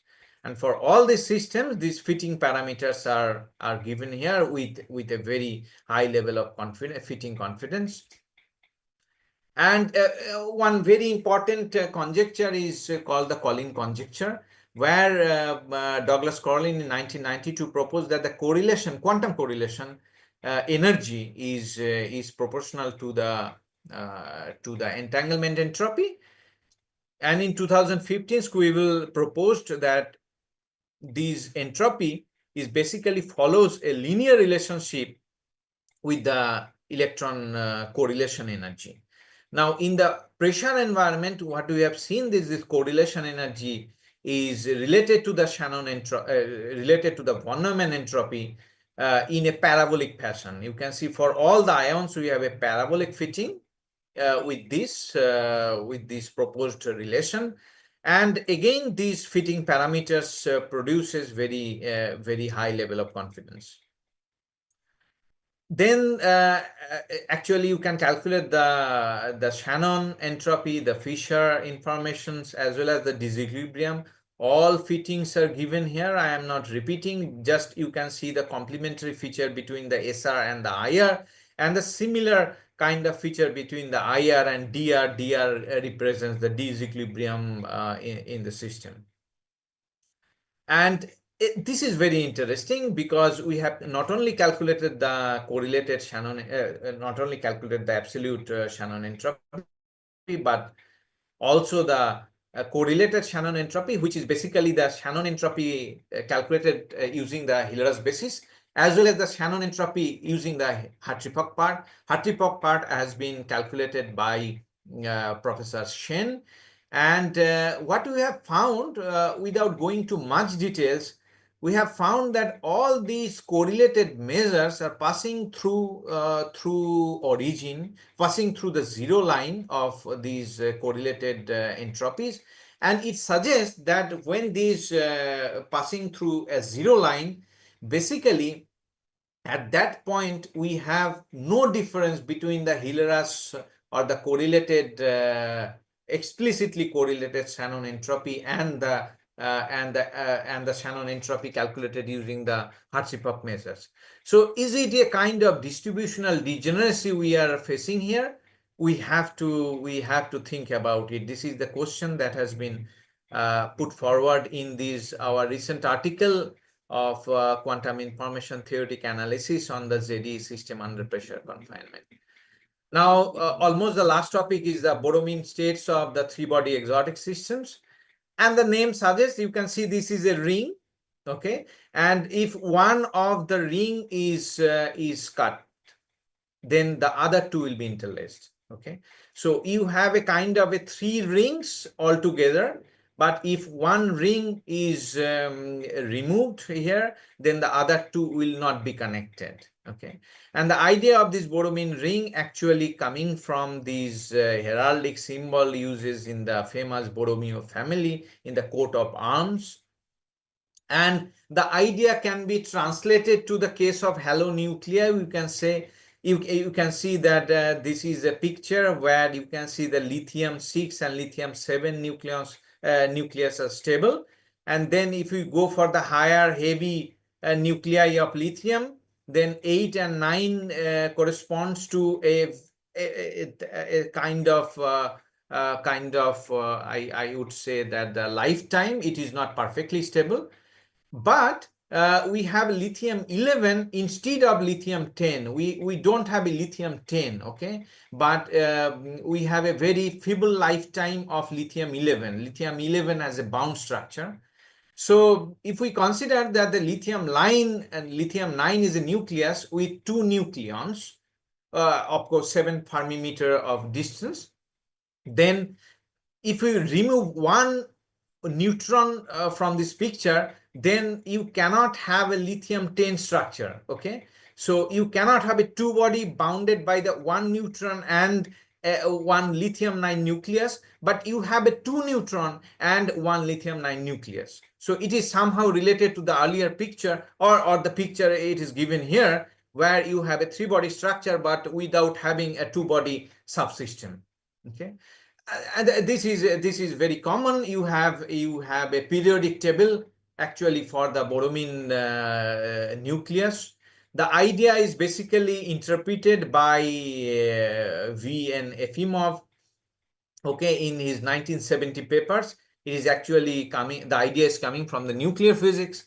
And then it has been realized, interestingly, in 2006 from ultra cold cesium gases, where they have considered, they have found these Efimov quantum states, followed by two very important observations in 2015, as well as, of course, this is also in 2015. Here they have considered a ultra cold system where they have found the helium trimer without having a helium dimer. Okay, so again, this is very interesting. But you can see these experimental understandings are coming from the ultra cold environment where the molecular systems are considered, and the interaction is basically the van der Waals interaction, where all pair of interactions are attractive. Okay. Now, what we considered here, and understanding this idea that if you have a system where the interaction falls larger than compared to the 1 by r, or the Coulomb part, then you may say this kind of boromine system. Okay, so for that purpose, we have considered that H2 plus, but it is interacting with the screen Coulomb potential. Now, this is not unphysical, because you can understand this kind of scenario if you consider a hydrogen plasma. Okay, in the plasma you can have the hydrogen, atomic hydrogen, you can have the whole hydrogen molecule, and then one electron can be released to create the H2 plus. So all kind of pictures you can see from this hydrogen plasma. In order to treat the problem theoretically and very precisely, you have considered the wave function, which is expanded in Hilliard's basis, but with a twist in the fact that the correlation in the correlation part, R12 part, we have added a very large number, which is called M, as well as added the correlation component in the exponent in terms of gamma R12. And this incorporation of M in R12 is needed for the strong localization of the two nuclei.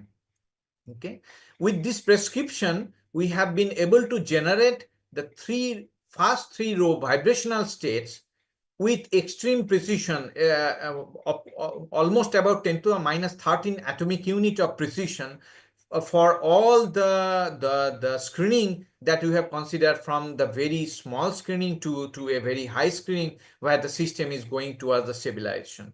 Now, this is the 5 effect. minutes, please. Yeah. Okay, I will finish it in time. So this is the energy, and this is the screening parameter. You can see there exists a screening parameter where the purple line is for the two-body system, that is the hydrogen, and these three lines are for the first three row vibrational states. You can see there exists a screening parameter mu, where the two-body system vanishes, but you still have the three-body systems with energies, and from that we have calculated the boromine window.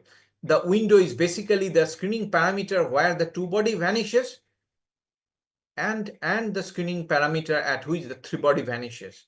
And you can see for the higher, as we go for the higher row vibrational states, the window decreases. Okay.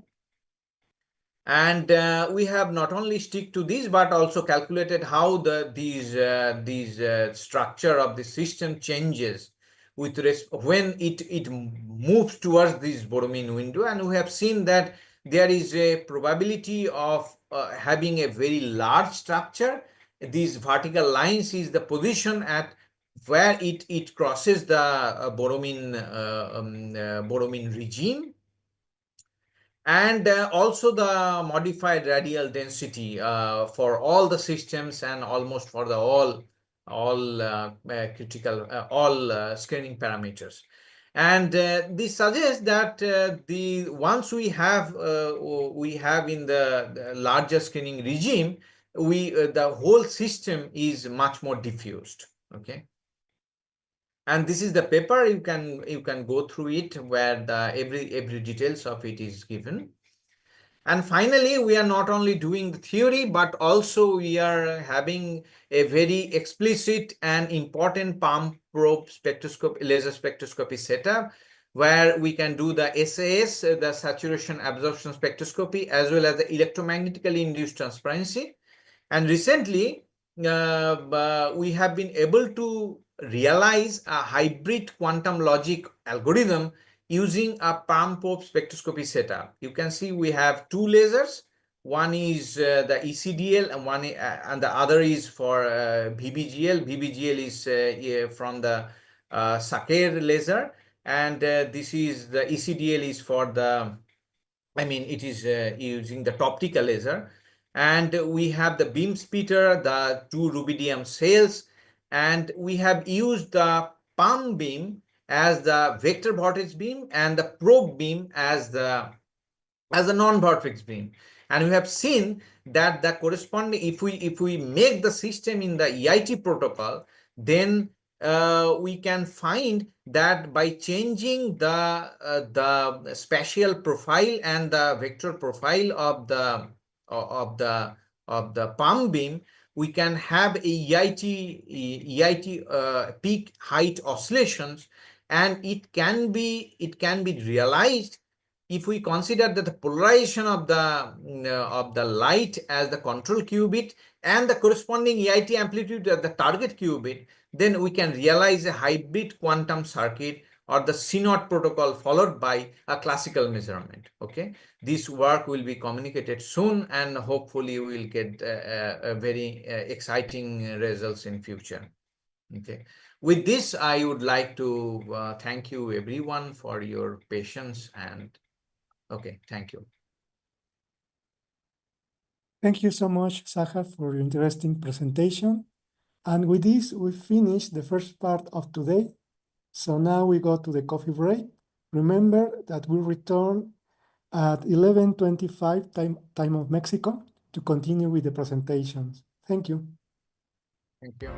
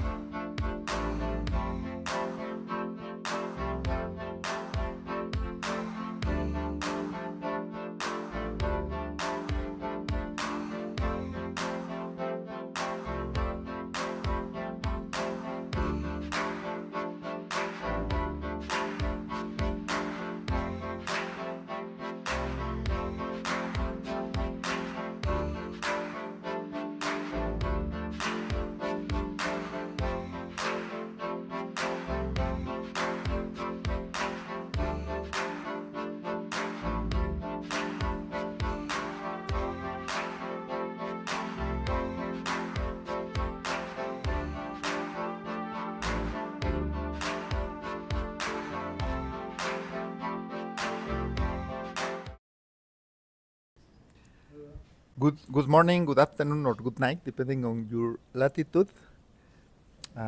It's a pleasure for me to be here again in this third day of this symposium on applications of information theory in natural sciences. The first speaker of this session is a local one, is Professor Roberto Quezada from the Department of Mathematics here at UAM. And his talk is called A Model of Energy Transport in Photosynthesis. So we are ready to listen to you, Professor Roberto. Please, the microphone is yours. Thank you. Can you hear me? Can you see my screen? Yes. Can put in a slideshow mode. Okay. Click in the click in the file. I think visualization and I. Okay. Good. Okay. Thank you. It's better? Yes, it's very fine. Okay, so may I start? Yes, please go ahead. Okay, I will thank you, the organizers, for giving me the opportunity to talk in this meeting. I will speak about a model of energy transport in photosynthesis. This work is based on collaboration with several persons in the group of quantum Markov semigroups at the mathematics department in UAM. Among them, Álvaro Hernández Cervantes, Jorge Bolaños, José Ríos Cangas, Julio García Corte, Julián Agredo, and some others. So my talk, the main aim of my talk is to introduce a quantum energy transport model in photosynthesis. As a second aim is to describe the dynamics of quantum states induced by these transition operators, by the transition operators in the model. And in particular, I would like to describe stationary states and extremal states of the model, the approach to equilibrium, the attraction domains of invariant states, and the transport states, and finally to compute the energy gain or the total energy transport in this model. So let me begin with the motivation. My motivation is this idea that solar fuel production often starts with the energy of light being absorbed by an ensemble of molecules. This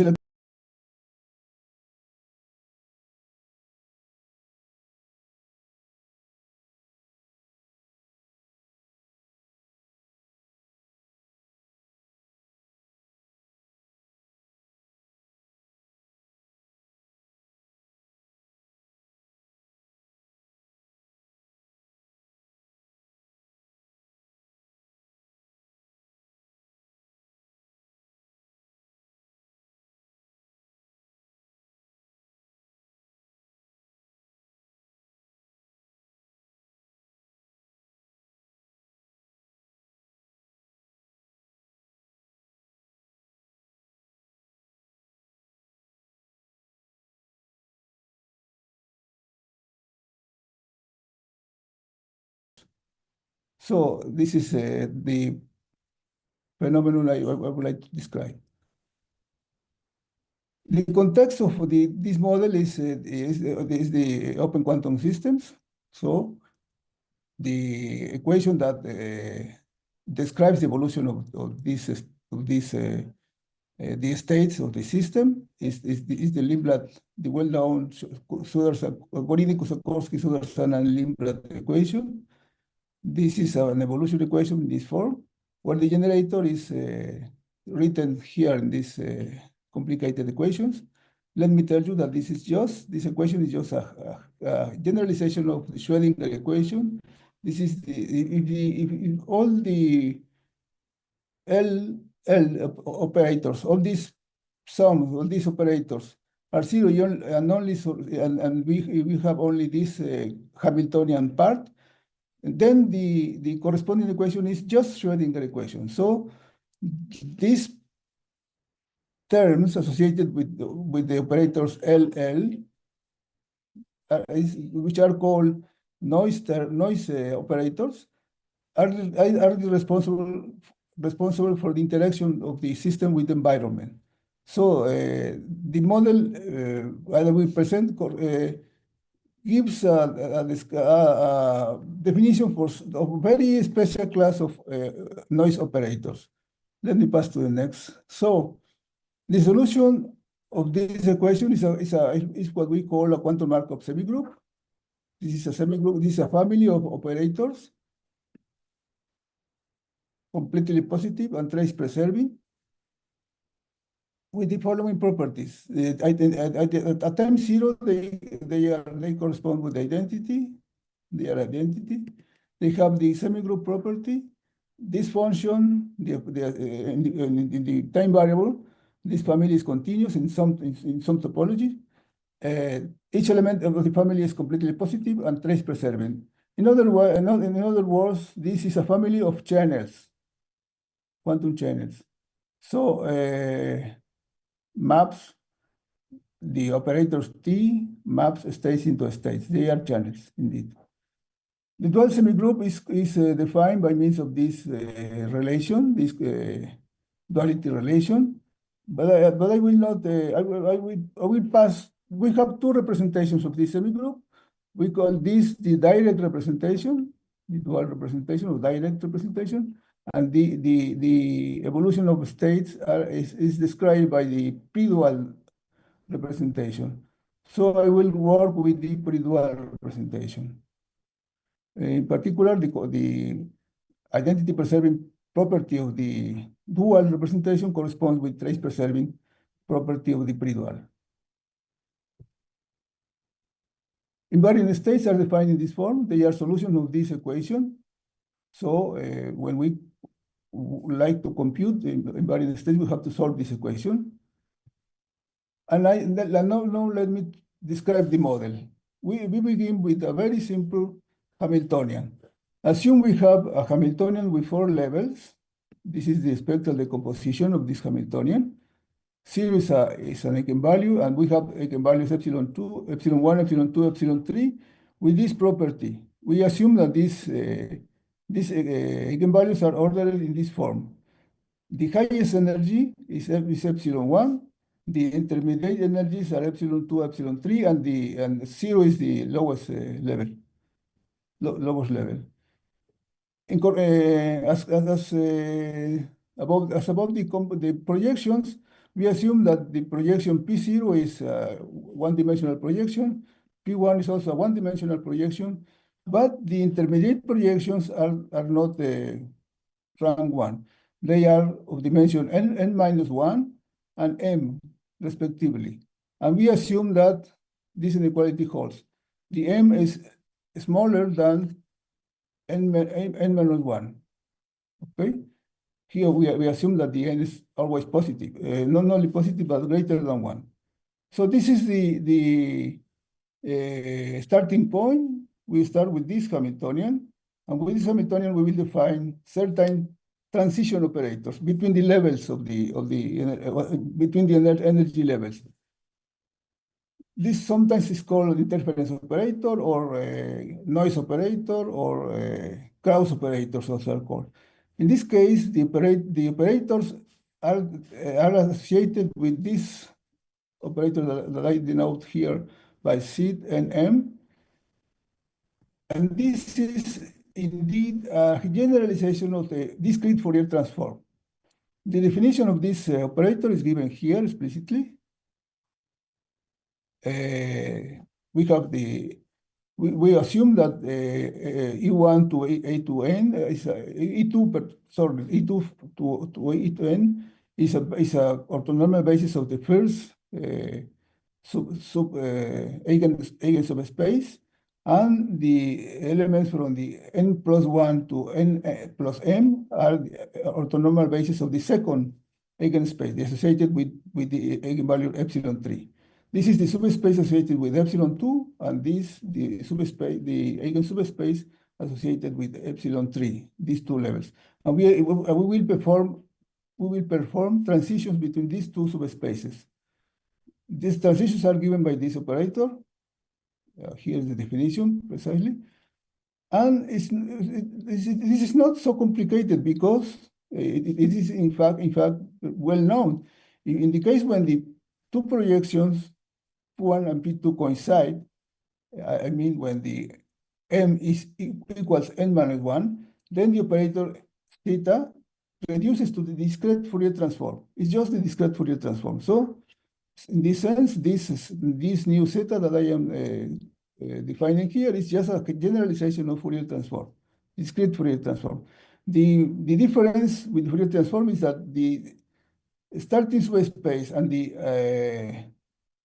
subspace of the values of this operator have not the same dimension. In the case of the discrete Fourier transform, both subspaces coincide. In this case, these subspaces do not coincide. Okay, so this operator it has a very interesting properties. From now on, I will denote this operator just by seed instead of theta and m for the sake of simplicity. So seed will mean the generalization of discrete Fourier transform. Well, there are several properties of this operator. First of all, there are two distinguishes vectors, the maximal entangled vectors, associated with the first eigenspace and the maximal entangled vector associated with the second eigenspace. These are properties of this operator theta. To the square gives the 0. The square of the adjoint also 0. The product of theta times theta is a projection, sub-projection of P2. And the projection P3 can be realized as the product of theta with the adjoint. These are more properties of this operator. For instance, the maximal entangled vector psi and then this other vector are fixed points for the subprojection set, square modulus of set. The psi prime. Let me recall you that C prime is this entangled vector, and C prime is this another entangled vector. So this we have here four fixed points for the subprojection modulus of theta and P3. The subspace, the second eigen subspace decomposes in this direct zone. The image of the subprojection modulo of theta also decomposes in this form. The projection, the eigenspace P3 of H is also decomposes in these two summas as a direct sum. And the restrictions of theta and the dual and the action to these subspaces realizes unitary transformation. These operators are unitaries.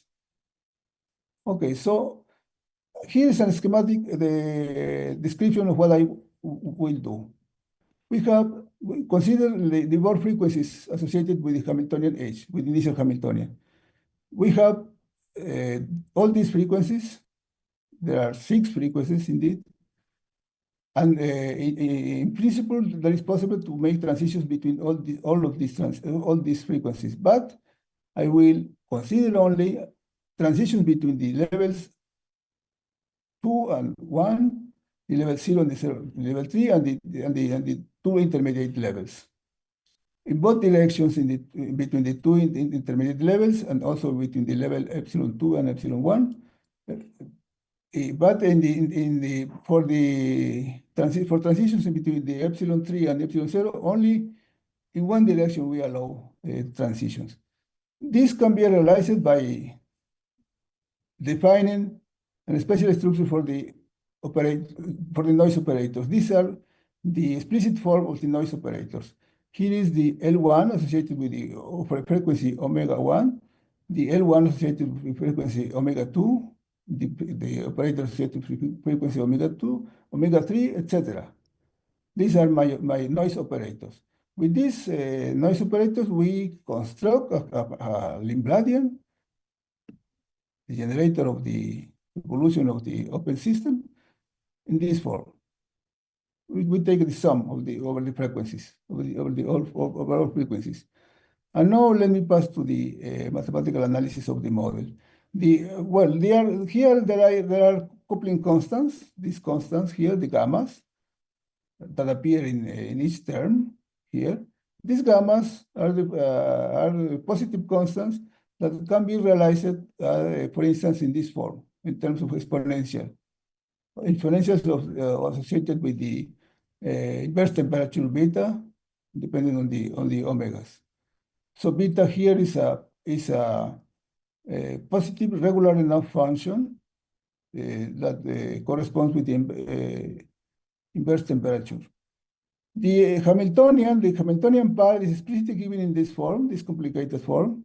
It looks complicated, but if you see carefully, they are projections in this in this entangled vector on the element, this basic element, the projection P3, the sub-projection Z, modulus of Z, and others. It's a linear combination of projections indeed.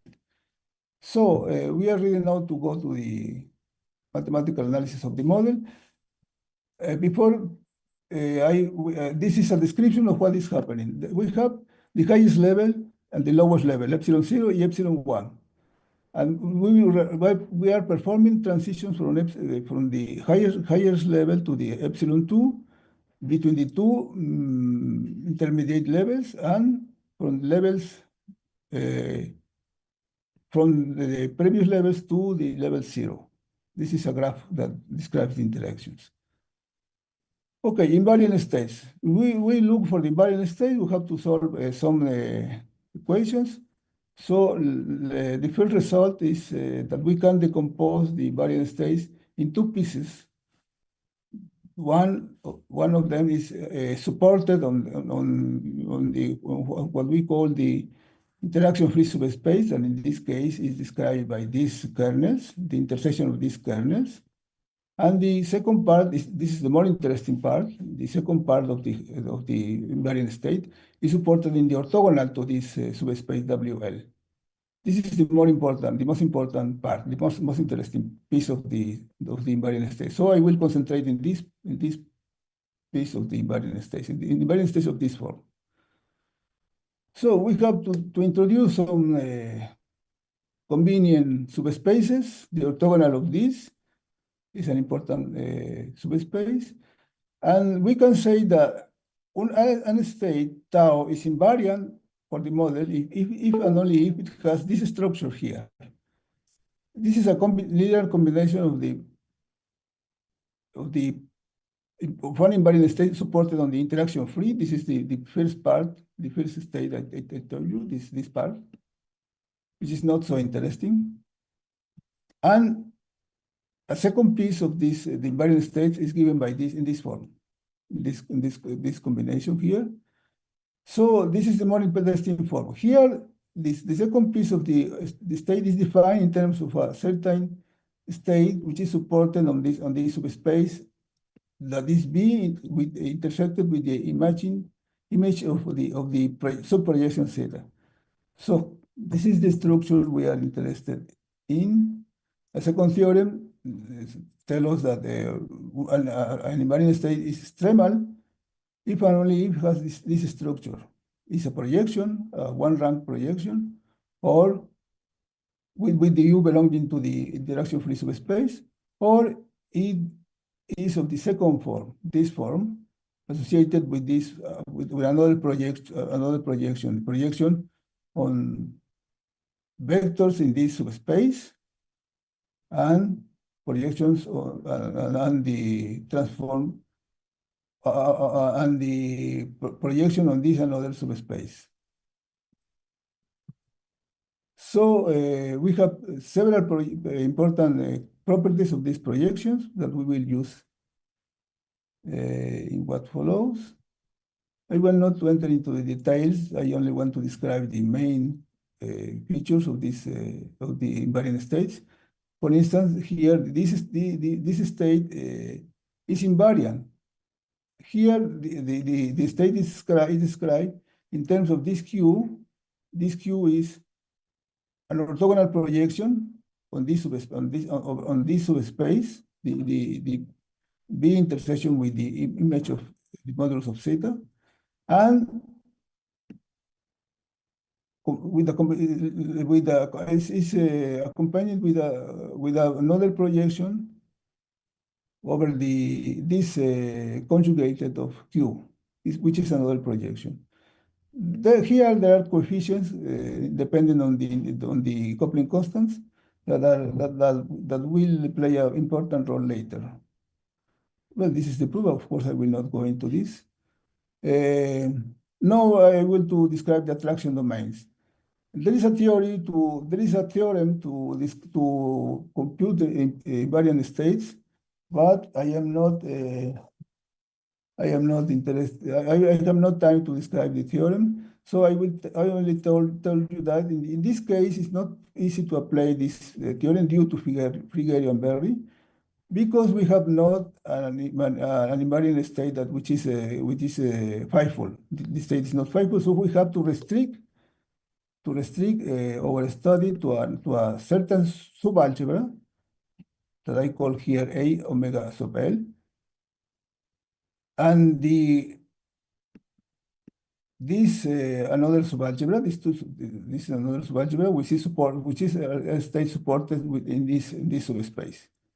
So doing this restriction, we can apply now the Frigerio theorem, and to deduce that we have that the fixed points subalgebra, this contains the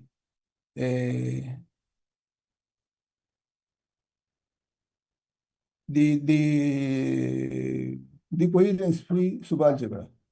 This is not here by n. Here the corollary is the following: given any invariant states in this subalgebra, there exists an invariant. Given an initial state in this subalgebra, there is an invariant state that I denote here by eta sub infinity that belongs to the algebra and is the limit in some topology of the initial state. So the semigroup applied to the initial state. Here this complicated notation corresponds to the semigroup restricted to this subalgebra. So this is the restricted evolution, sometimes called the hereditary evolution. We have this another result. If we consider a state sigma supported on this subspace, then the evolution converges to this invariant state, this one given here. Is the sigma arises once again here as a piece of the invariant state, and the another piece of the invariant state is the conjugation with Z, with the operator Z.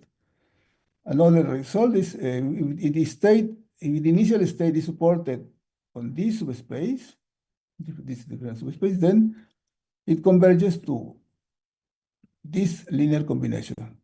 Indeed, this is invariant state. So the important theorem is the following: any initial state in this subspace, when applied the evolution, it is driven to an state of this form. It's a linear combination of sigma and the conjugation of sigma, where sigma is given in terms of the initial state by this expression here. Okay, so I'm going to the final part of my talk. So the attraction domain, we can characterize also the attraction domains of invariant states like this. You have a convex linear combination of sigma and the conjugation with Z.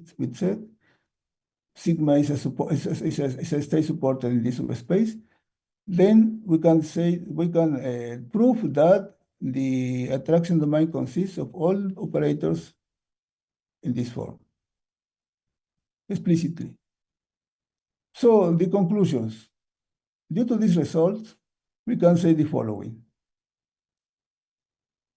Every initial state eta is redistributed as the time goes to infinity, so that the probability mass in the portion of the final state supported in this subspace is given explicitly by this expression here. And the probability mass in the portion of the final state in the orthogonal, this is the orthogonal to the first subspace, is given by this expression here explicitly. So we can accommodate the values of the coupling constants so that this exponential goes to 0. This is equivalent to the inverse temperature evaluated at the frequency omega 2. This function beta go to infinity. This is equivalent to this condition. And in that case, any initial state eta is driven to a certain limit, to an invariant state in eta infinity, concentrated, but not necessarily supported on this subspace, which is orthogonal to the support of the initial state. In particular, any initial state supported in this subspace, it doesn't matter which means the meaning of the subspace, it's just a subspace, is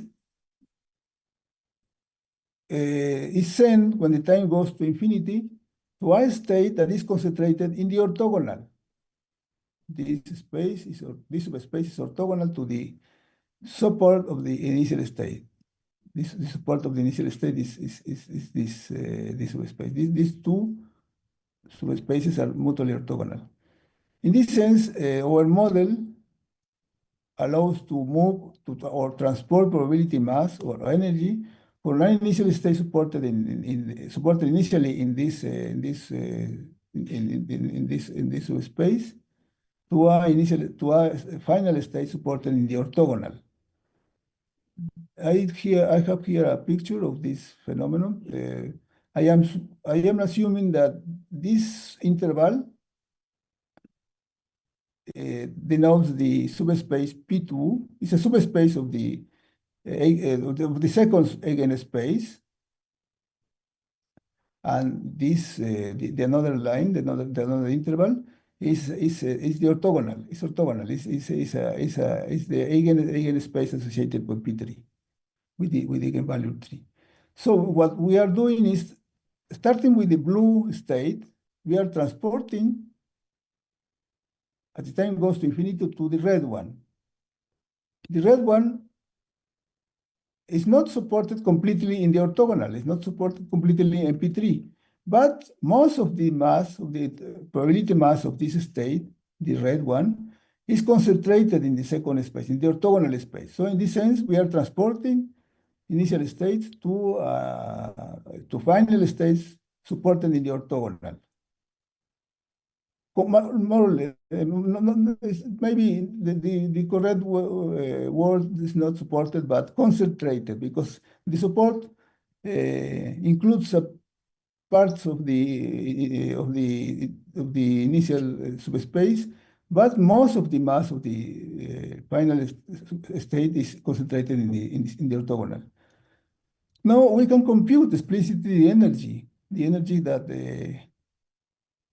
is transported. We do this computation, we obtain the difference between the initial energy, the energy in the initial state and the energy in the final state is given by this formula here. Depends on the number n and on the coupling constants.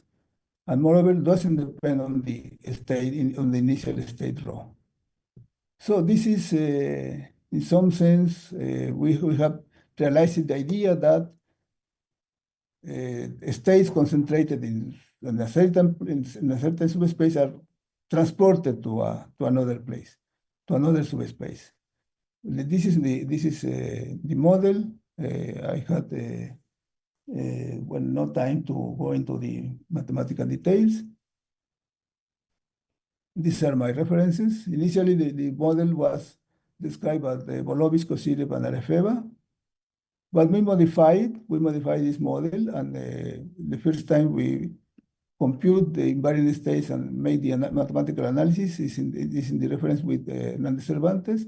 Later, together with Ríos Cangas and Bolaños, we did generalize this model to not only to two transitions, but to any number of transition operators, arbitrary number of transition operators. And finally, the approach to equilibrium was studied together with Garcia Corte and Agredo in a different paper. So that's all. I am ready to answer your questions, and thank you very much for your attention.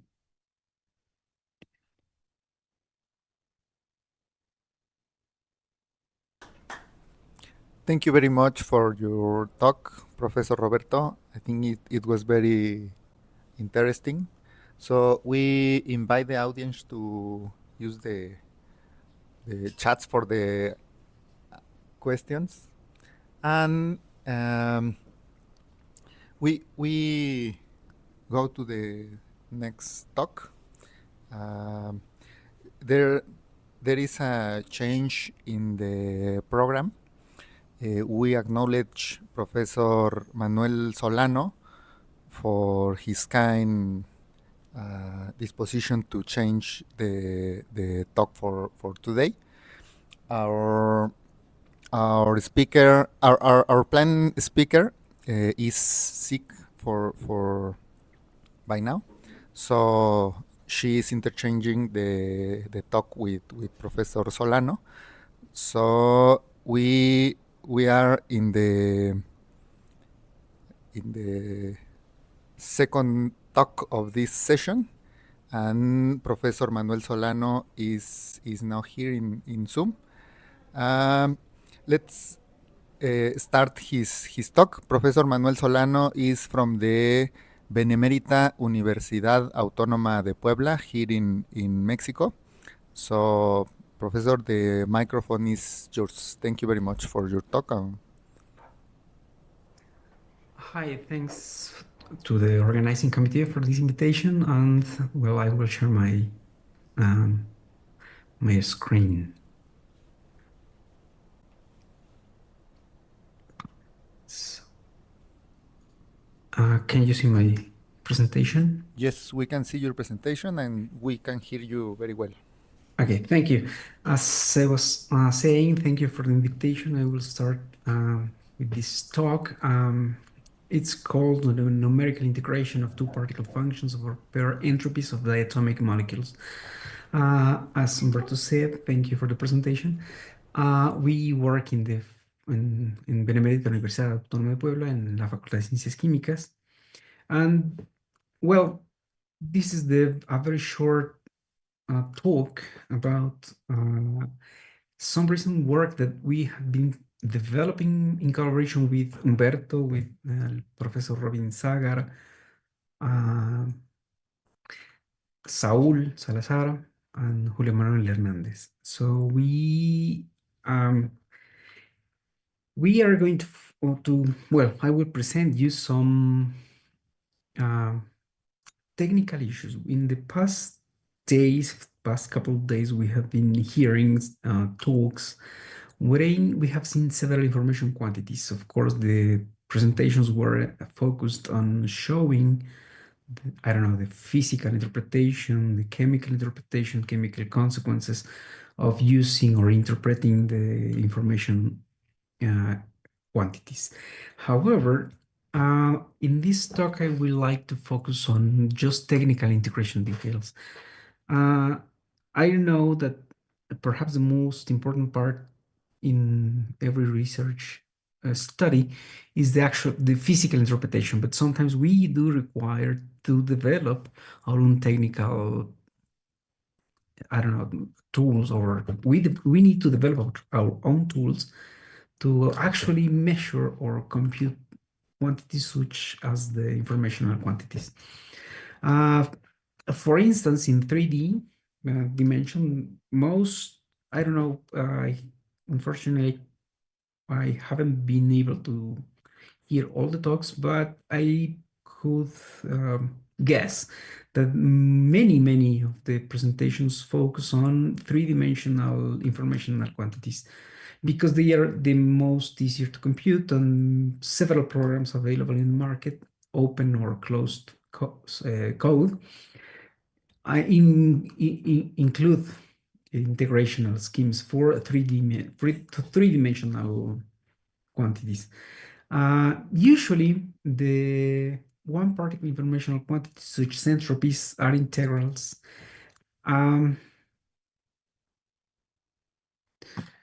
Of some density function over the whole space, typically R3 or some subset, which we will denote here as omega, that it is in R3. They have multi-general form. Some integral is equals to some constant for the integral over this omega space of some three-dimensional scalar function over multiplied by the volume element. For instance, the Shannon entropy is the most, I don't know, maybe the most famous quantity here is divided by minus the integral over the whole space in which the electron density is defined. And the integrand is the electron density log the electron density. Well, it turns out that if we want to study molecules, then we can build the electron densities in such a ways that are, let's say, a simple function, for instance, one Slater type orbital or something like that. But when we study molecules or atoms using the very sophisticated schemes such as, I don't know, the typical decomposition that chemists use, I mean, electron densities computed at the Hartree-Fock level with some basis, then we need to integrate electron densities of this shape. Essentially, are linear combinations of molecular orbitals, and each molecular orbital is a combination of several primitive functions. The primitive functions are very frequently for chemical computations or chemical systems.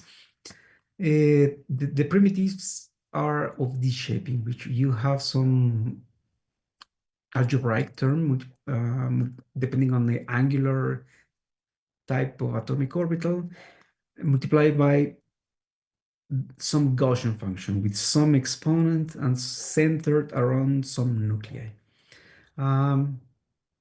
If we have this, then this is the form that at the end of the day we could use for computing the electron density. This electron density is supposed to be obtained after the computation per se. That is after the minimization of the geometry or after the self-consistent field process. In our lab, we have a program that at the end of the day use this form to compute the electron density. Essentially, here we are using the Einstein summation convention, and it can be reduced conceptually to multiplying a vector times a matrix times a vector. These matrix or vectors have around between a few tens of functions or entries, and it can be as great as, I don't know, 1,500 functions, primitive functions. So it's to compute the electron density at a single point costs, let's say, it's computationally expensive.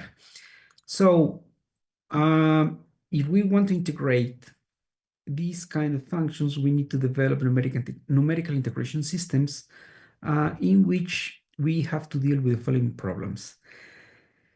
It turns out that the electron density have very large peaks very close to the nuclei, essentially we have this shape. We all perhaps know this shape of the function, in which if you go very close to the nuclei, to each nuclei, then the electron density is very high. At the same time, if you want to integrate, we have found that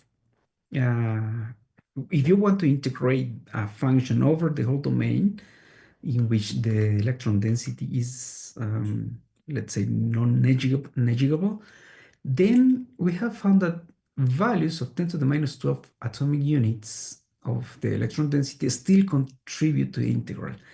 That is, on the one hand, you need to care for very large values of the electron density around the nuclei, and at the same time extend the integration domain as far as the electron density is less than this value. If you let's say cut the integral up to values of rho equals to 10 to the minus 6, then you will have errors around 1%, very likely, because it is very interesting. 10 to the minus 6 to 10 to the minus 12 contributes to that 1% of the integral. So, okay. In addition, this is for 3D. These problems present in 3D, three-dimensional integrals, but they also appear in six-dimensional integrals. In six-dimensional integrals, we have the following.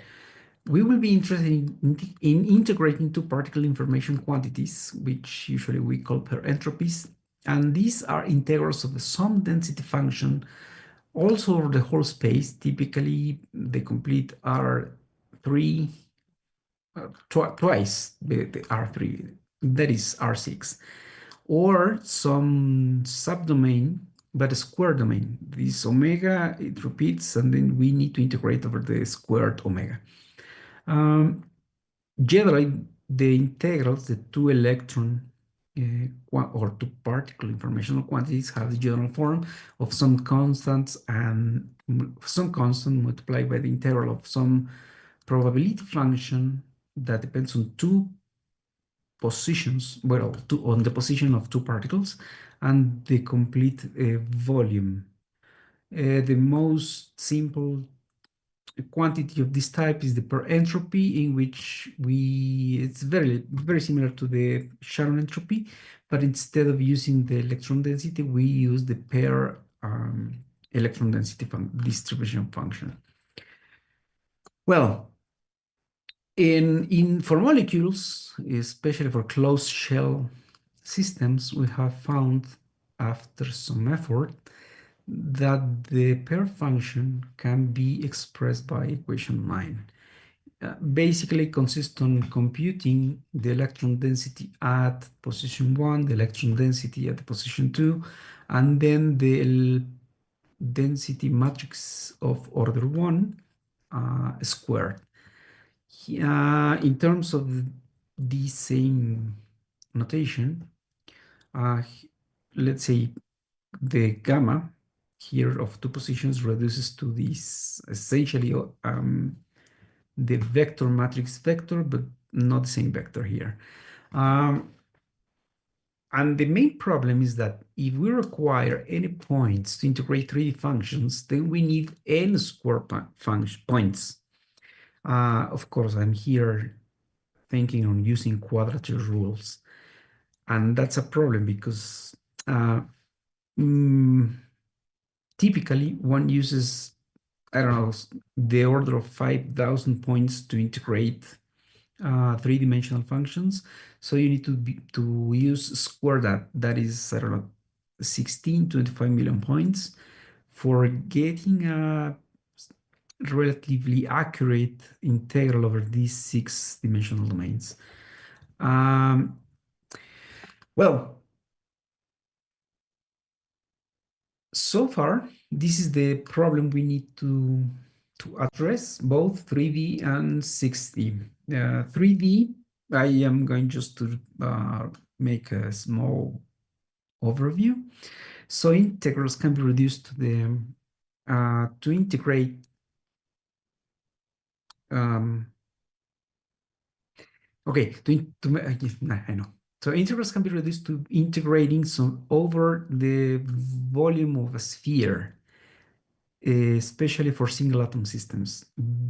When you are integrating single atom systems, instead of integrating over the complete R3 domain, then you can replace it by the volume of a sphere with these conditions, as I commented. No, sorry, I will check the conditions later. Only the sphere needs to account for all the electron densities less than 10 to the minus 14. That is the condition. And many fundamental work has been devoted to study these systems. For instance, the following papers, as you can say, all are focused on studying atomic systems. And many, as I said, many of the fundamental work about informational entropies have been extracted from study single atom systems. These are just some examples of references. But again, I am more interested in the technical details. So curvature rules can be used for integrating these functions. As I commented, this is the domain as a sphere. Then you can decompose the integration using quadrature rules, in which each coordinate can be integrated through independent quadrature rules. What it is known is that the radial part contributes the most. That is, if you increase the number of points of the quadrature rule in the radial part, has a great effect compared with the angular part. I mean, if you increase the points for the angular part, the accuracy is not going to improve that much compared with if you increase the radial part number of points. And again, as I said, the semi-infinite domain in the radial part can be replaced by a finite domain with this condition. There is another trick that you can actually perform to integrate infinite domains, which consists of making a change of variable, but I have found that it is not as accurate, well, it's not as good as replacing the infinite domain by a finite domain, but with this condition. Well, this is typically what can be done for single atoms. The problem is that if we are interested in studying polyatomic molecules, then the numerical integration schemes become very more complex. Becky, around 1994, I think, or 1988, came up with the idea of decomposing the space, essentially in dividing the space with Voronoi cells and integrating each cell with quadrature rules for the radial part and the trapezoidal algorithm to integrate over the angles. To, let's say, compensate for the fact that you have a radial part that is not going to be, let's say, spherical. You're not going to integrate over a sphere inside a molecule, but you are going to integrate over a Voronoi cell. Then Becky also came up with the clever idea of using some soft step function just to, let's say, eliminate those points that did not belong or do not belong to the Voronoi cell. It is very clever, but at the same time introduces a little bit of error, especially for the softened part, because you, let's say, integrate slightly after the Voronoi cell. So this, let's say, causes a contamination of the integral contribution of each Voronoi cell. However, this scheme has allowed to integrate many 3D functions of polyatomic molecules. Very likely many of the informational quantities we have studied in this this event have been using this Becky decomposition scheme. It is very famous, and it has allowed to actually study things for polyatomic molecules. But then before a few years ago, before I started making working in computational chemistry, we came up with this following idea. Originally, we developed some scheme for integrating functions over a spherical domain with cavities. So in essence, we integrated this gray area here by dividing the domain into parts. First, the shaded area from this angle phi from 0 to phi 1, which is the intersection between the, let's say, the center of the circle. Well, this is a transversal cut, so, but you can also imagine it in 3D. So this phi 1 is the intersection from let's say the sphere or the circle cuts the x axis. And then we also integrate the second part of this triangle. For diatomic molecules, we also need to integrate this part, and this is much more simpler. This can be done using simple quadrature rules, and the following conditions apply for our diatomic systems. The electron density at these points, let's say at the z-axis, at the points in which the z-axis intersects with the outer circle, has to be lesser than 10 to the minus 14 atomic units. Also, this a, the radius of the internal circle, is going to be fixed as approximately 0.75, the van der Waals radius of the atom in questions. And finally, the complete half circle is going to be decomposed using two, repeating this process, but for the lower part. So we have an upper part and a lower part. And this is the domain that we propose. The integrals over the shaded area here can be decomposed using this change of variables. I will not show here all the details because we will publish hopefully the complete details and also the quadrature rules as a library function later. But essentially, we perform change of variables, and that is the trick of it. But we include in the quadrature rules these change of variables, including Jacobians. So what we have found is that this scheme can be used for integrating functions over spherical domains with two cavities. You can check some details here. Here we integrated the tensor and stress and strain tensors for computing the Helmholtz energy of an elastic medium with two hard spheres embedded. So we actually could integrate the Helmholtz free energy using this scheme when the elastic system had two inclusions. But later we developed this scheme for diatomic molecules, and we also believe that this scheme can be used for performing integrals of diatomic systems confined in spherical shaped shells. This is some conjecture. We have not worked in this, but we are sure that the scheme is accurate enough to be used for, I don't know, computing the wave functions or the electron densities of systems of this type. I mean, two atoms, but confined in some spherical shell.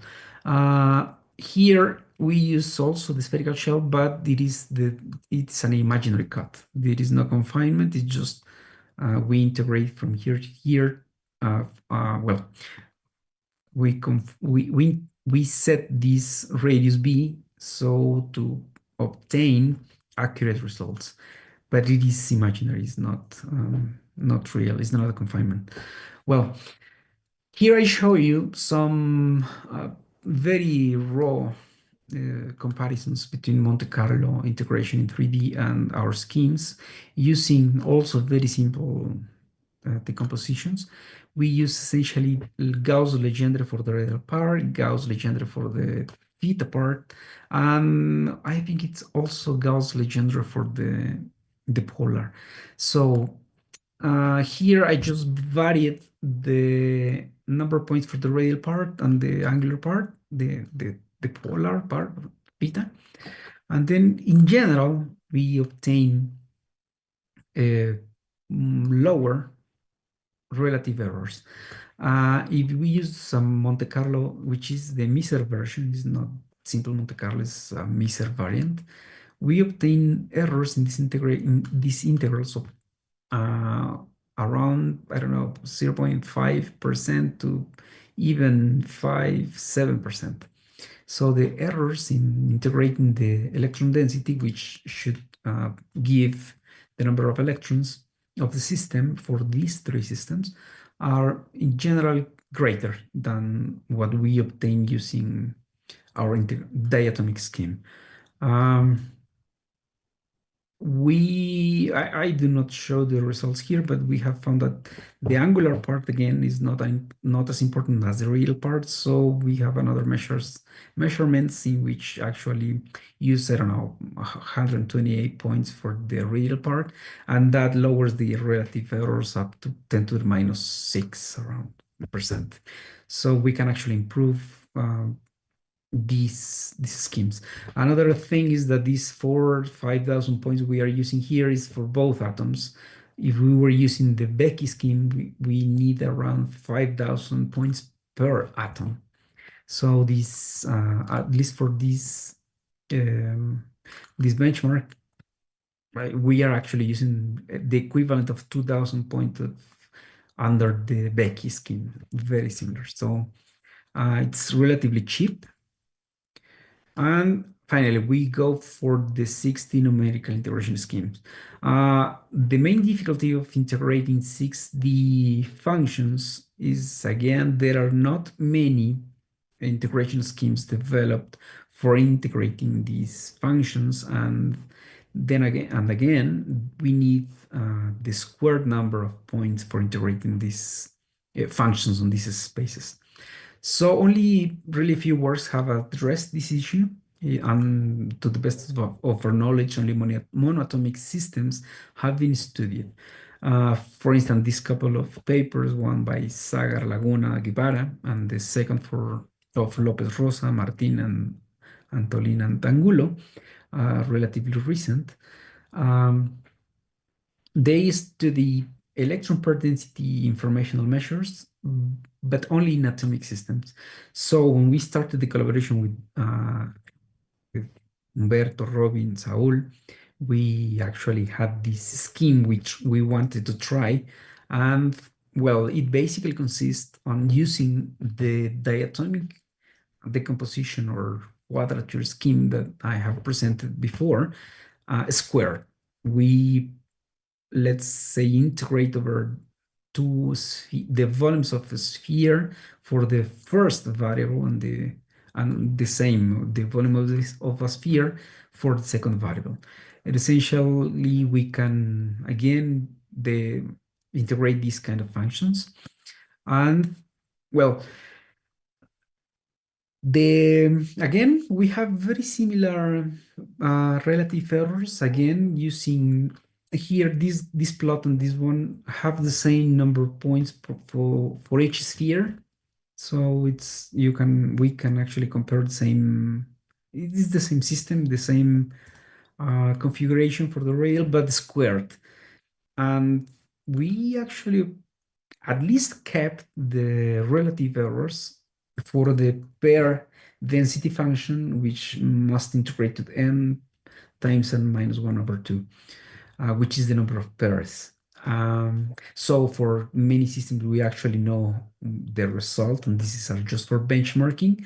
And in general, again, using the Monte Carlo in 6D, we obtain very large errors. This time it's even, I don't know, 20%, 15, something like that, 12, I don't remember the exact numbers, but it's more than 10% in errors using this number of points, or at least the same number of points of our diatomic scheme.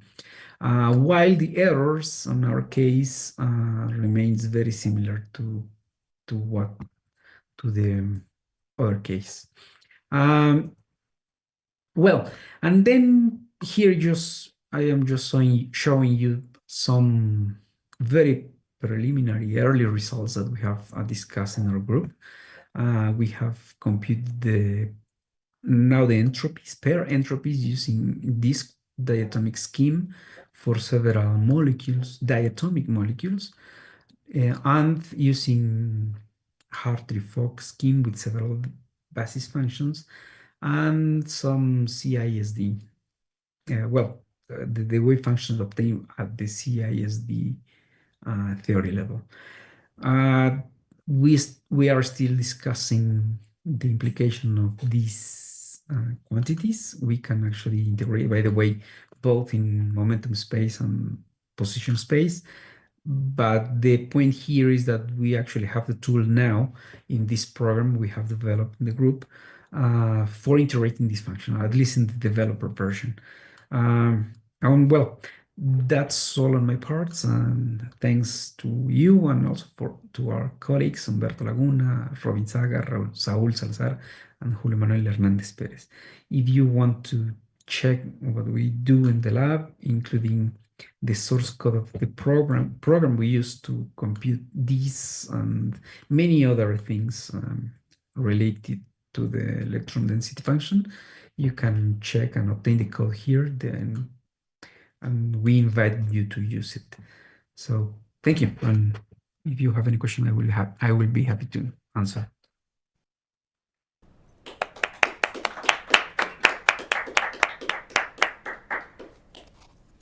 Thank you very much, Manuel, for your interesting talk. We invite the audience to share their questions by the YouTube, Zoom, or WhatsApp. So we have a coffee break, and we will be back at 12:55, I think, 5 to 1. So let's prepare some coffee, everybody at home. So we here. Thank you so much. Okay, thank you so much, Manuel. See you. See you.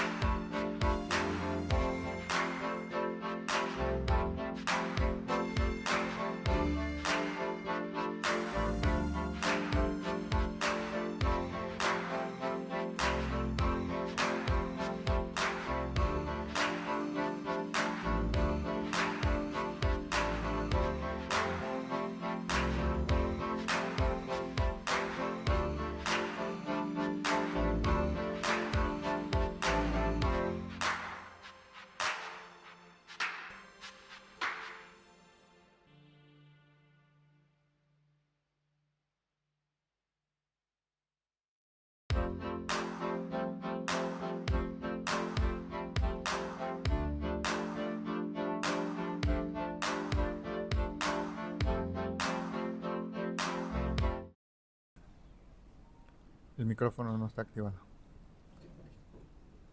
Hello, good afternoon, everybody. We are back from the coffee break. It's a pleasure to present Professor Shihai Dong from the Centro de Investigación en Computación in Mexico. He is our third speaker of this session, and please, Professor Shihai, the microphone is yours. Thank you very much for being here. Okay, thank you. It's my pleasure to give a talk about entanglement dynamics in optomechanical cavity with type V Qutrit and two-mode field.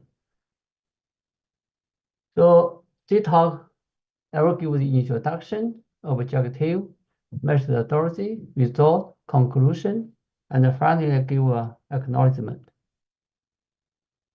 So up to now, a lot of institutions, for example, it's sectors, companies, research centers, are carrying out research in the area of the quantum computing based on ion traps.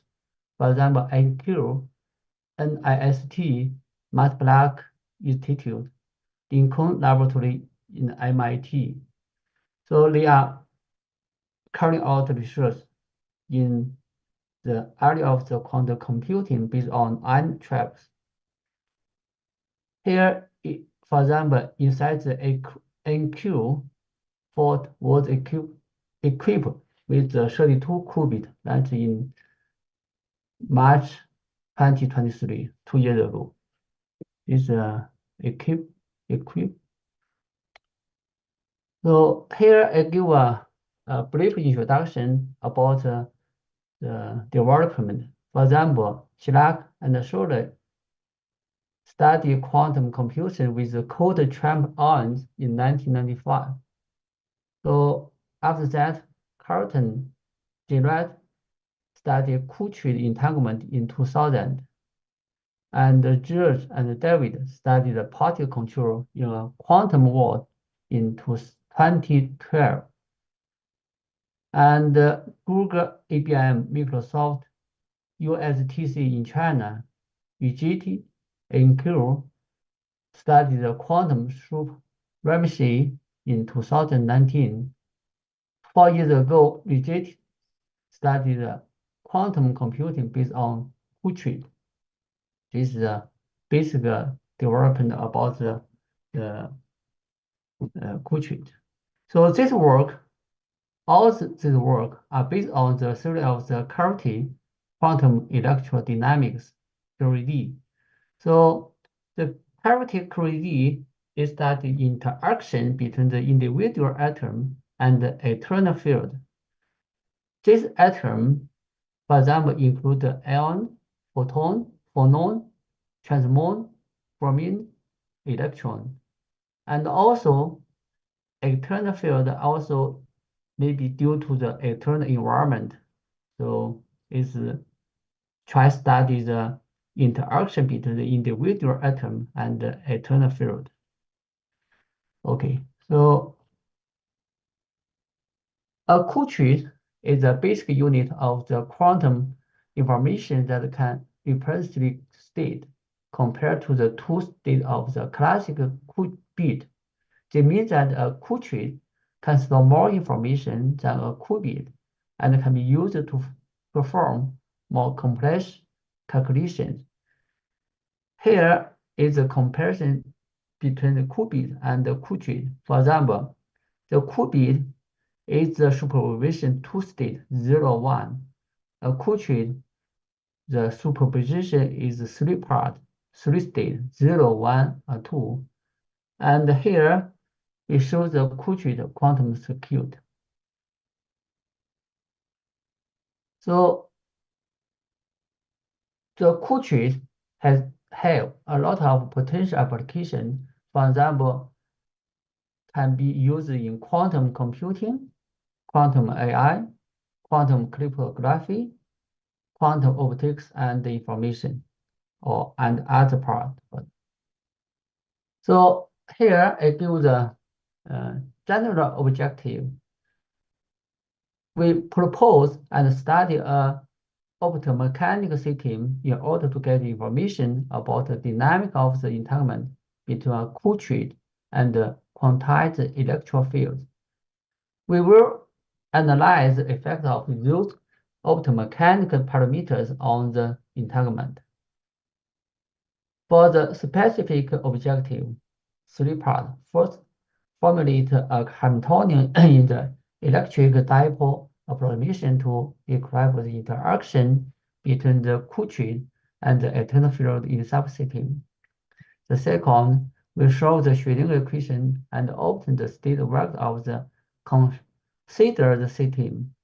Finally, we'll study the non-classical properties such as the von Neumann entropy and atomic population inversion. So here, I will show the methodology. According to the theory of the cavity QED, we can represent this configuration in the following way. Here, there are 2 mirrors. The left one is fixed. The right one is movable. Here, we have the type V. The Qutrit type V is an atom. The 3 is the ground state, and also include the Kerr medium, and left is the Palmer field. So this is a representation of the proposed optomechanical system with the Qutrit is the type V. This is a V. So this is V in the presence of the Kerr medium. This is a model we will study in this work. So here, for this system, the total Hamiltonian of the system is given 2 parts. The first part is the free Hamiltonian. The second part is the interaction Hamiltonian. The free Hamiltonian H0 includes 3 parts. It's the individual system. The first term is the Qutrit. The second is the cavity field. Is 2 models, and the third part is the movable mirrors. However, for the interaction Hamiltonian, here include 5 parts. The first part is the atom field, and the second is the mirror field, and the third part is the Palmer field, and the fourth is the Kerr medium, and finally is the dissipation Hamiltonian. Okay. This is a total Hamiltonian. To derive the Hamiltonian in the interaction picture, so it's necessary to make a unitary transformation given by this formula. So here we have to use the free Hamiltonian. So after calculation, algebraic manipulation, we get the interaction Hamiltonian this way. So finally, for this interaction Hamiltonian, so we can summarize. We take the form is the equation 6. Okay. Equation 5 can be summarized in equation 6. Okay.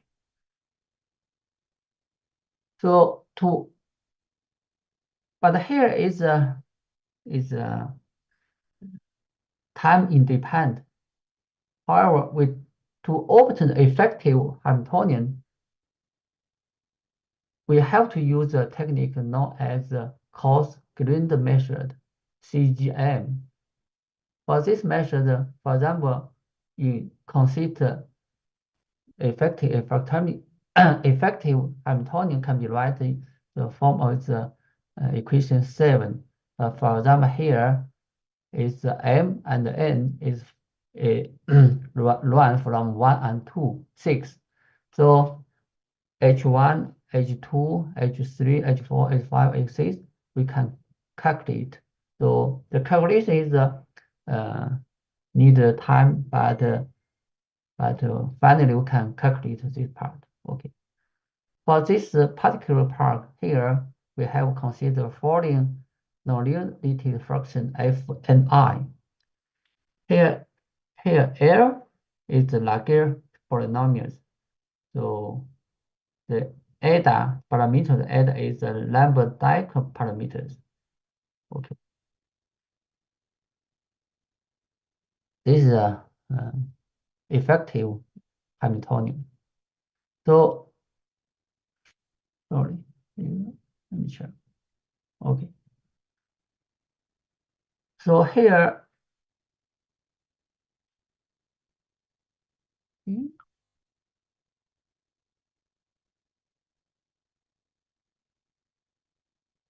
okay. So here, if we write out implicitly, effective Hamiltonian is very complicated. So it's we show it in equation 9. So this is very complicated. So this calculation, the final result, for example. But here, continue. In order to explore the property of the system, so we have to assume the initial state for the Qutrit in the ground state 3. For example, here, for example, we can see that equation 10, the Qutrit in the ground state and the gravity field is in the single photon state is N1 and 2, this part, N1 and 2 in equation 10. So, for example, for the mirror, assume that the first excitant here is a dealer 1. This is the first excited state, dealer 1.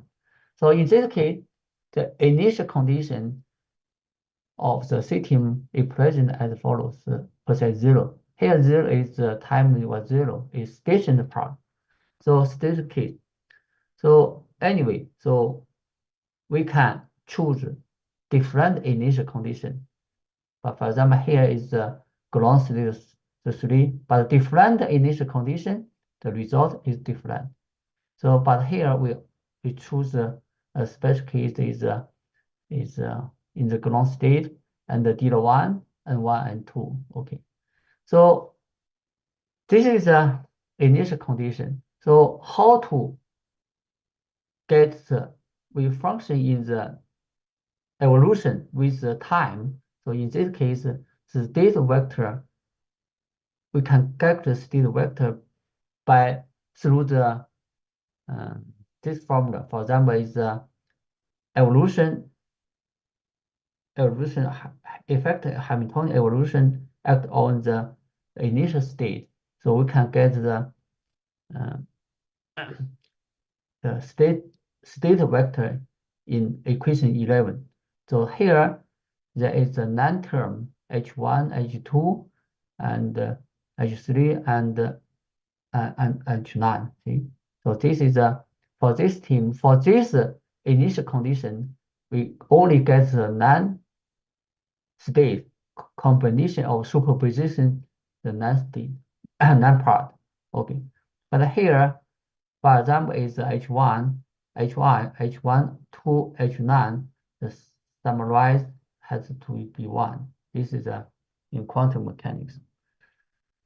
So here, if we denote a foreign species set, is because include non-part. For example, here is a non-species. The first 1, 2, 3, 4, 5, 6, 7, 8, 9. So correspond non-state. So in this case, we can calculate the element Aij. Aij is can be defined as the effective Hamiltonian act on the I and J. So we can finally calculate the Hamiltonian for this effective Hamiltonian. It's A11 to A1J, but J here is a 2, 1 or 2 to 9. Yeah. Okay. This is a Hamiltonian, but we can calculate A11, A12, and A13. Every is a 91 element.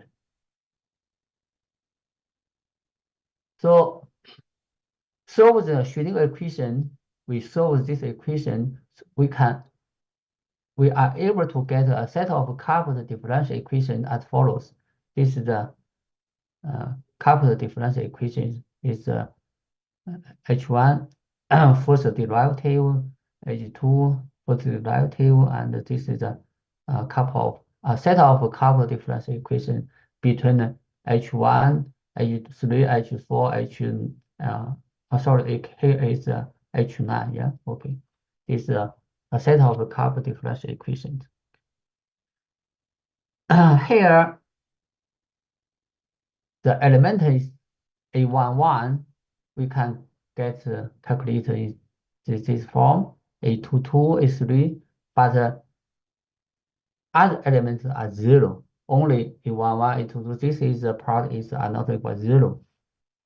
And also here, for example, A41, A71, A17, but here is the hermit. We take the hermit A71, hermit is the part. Okay. A32 and A52, A25 is the hermit element, is 52 is the hermit. Okay. So other element we didn't give here as 0. Okay. So here the method for calculating the non-classical properties such as atomic von Neumann entropy and atomic population inversion is summarized in the following 4 important points. For example, the Schrödinger equation we see about here, yeah, this is the Schrödinger equation.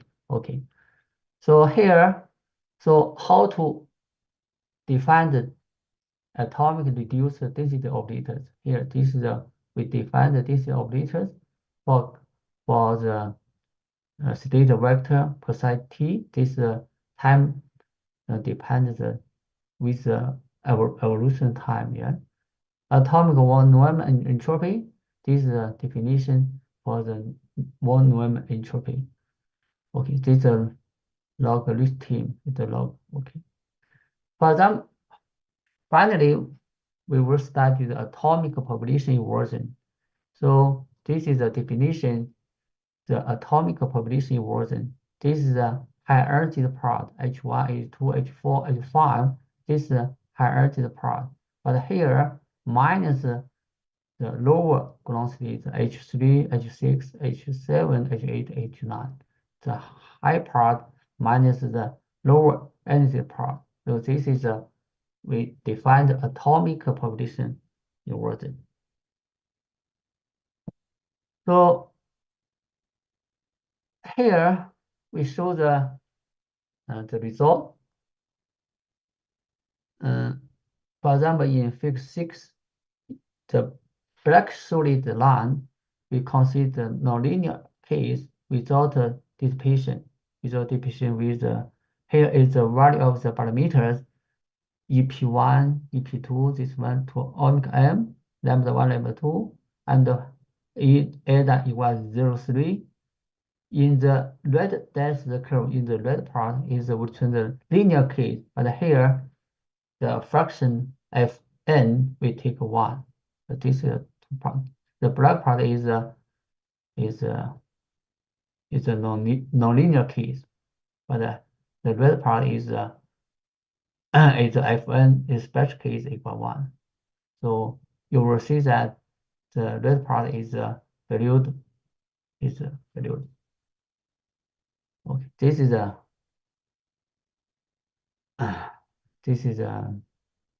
entropy.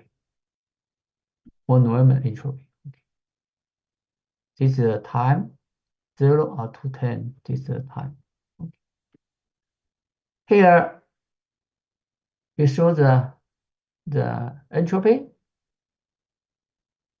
with the change of the time. On the left, we show the behavior of the one entropy with the following parameter value of the parameters we take the lambda 1, lambda 2 equals.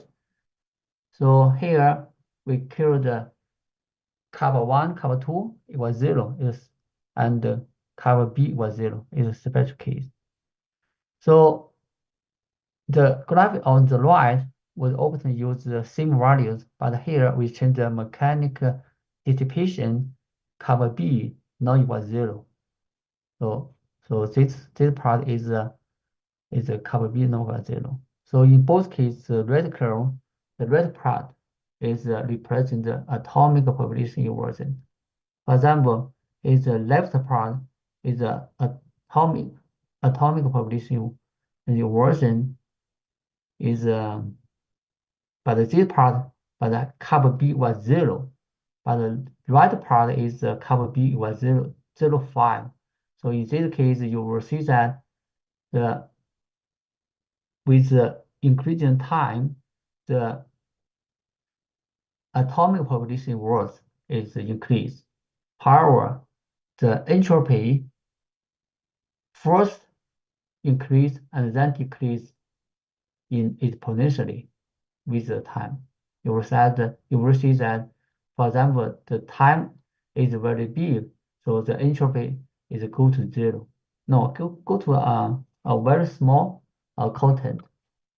Okay, this is the graph of the entropy change with those parameters, in particular with the kappa b is more mirrors kappa b. In the case of the kappa b is 0, and another case the kappa b not equal 0.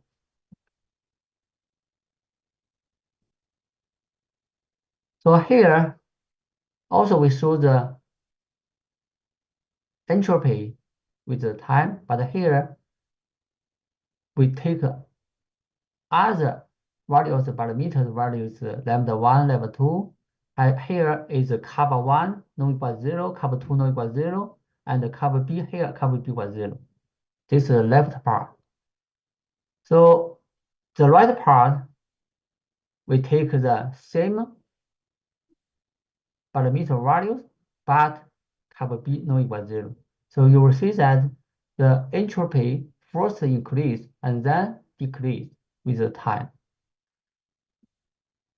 But here, the right part, you will see that if kappa b no equal 0, you will see that the entropy, the maximum value is more on the right, more to the right. So you will see that the top maximum value is more towards the right. But here, there is no more change about the atomic population inversion. But for example, in case of the kappa b equals 0, it's the left part is the atomic population worth is increased, but the right part is the kappa b not equal 0.35. Is the change is not big. You will see that, and also you will see that atomic population worth is increased with the time.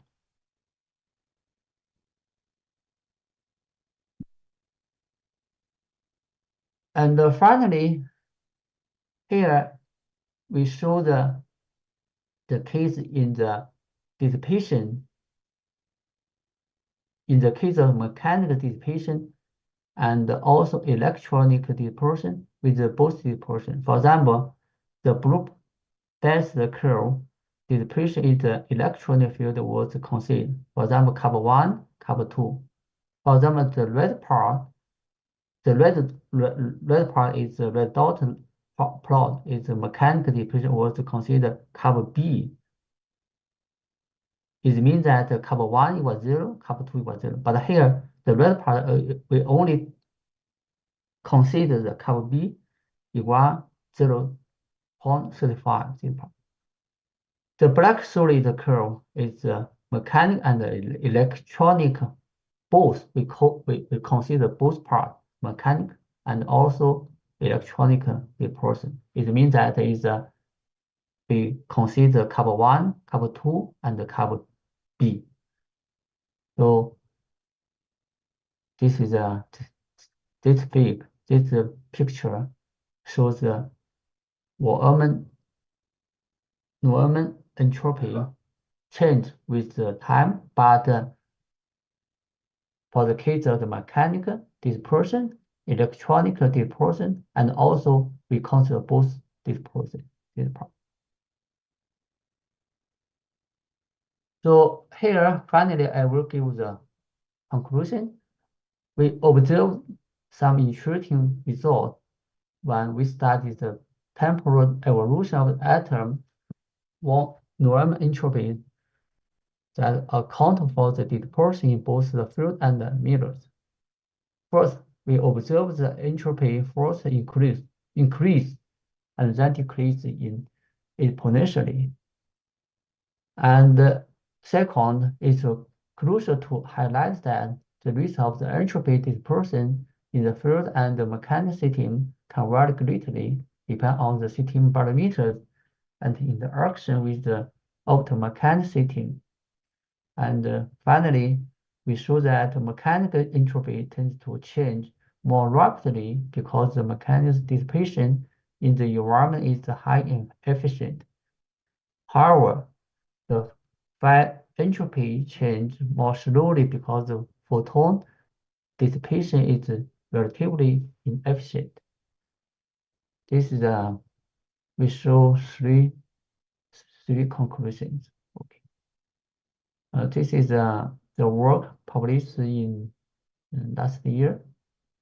Is the first author is my PhD student.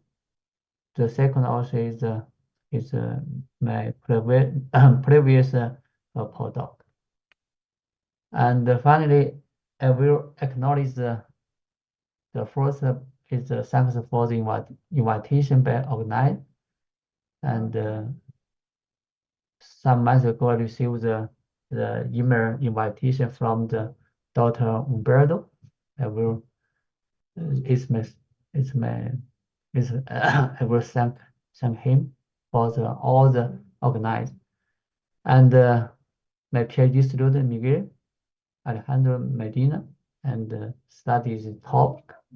I gave him this topic 2 years ago.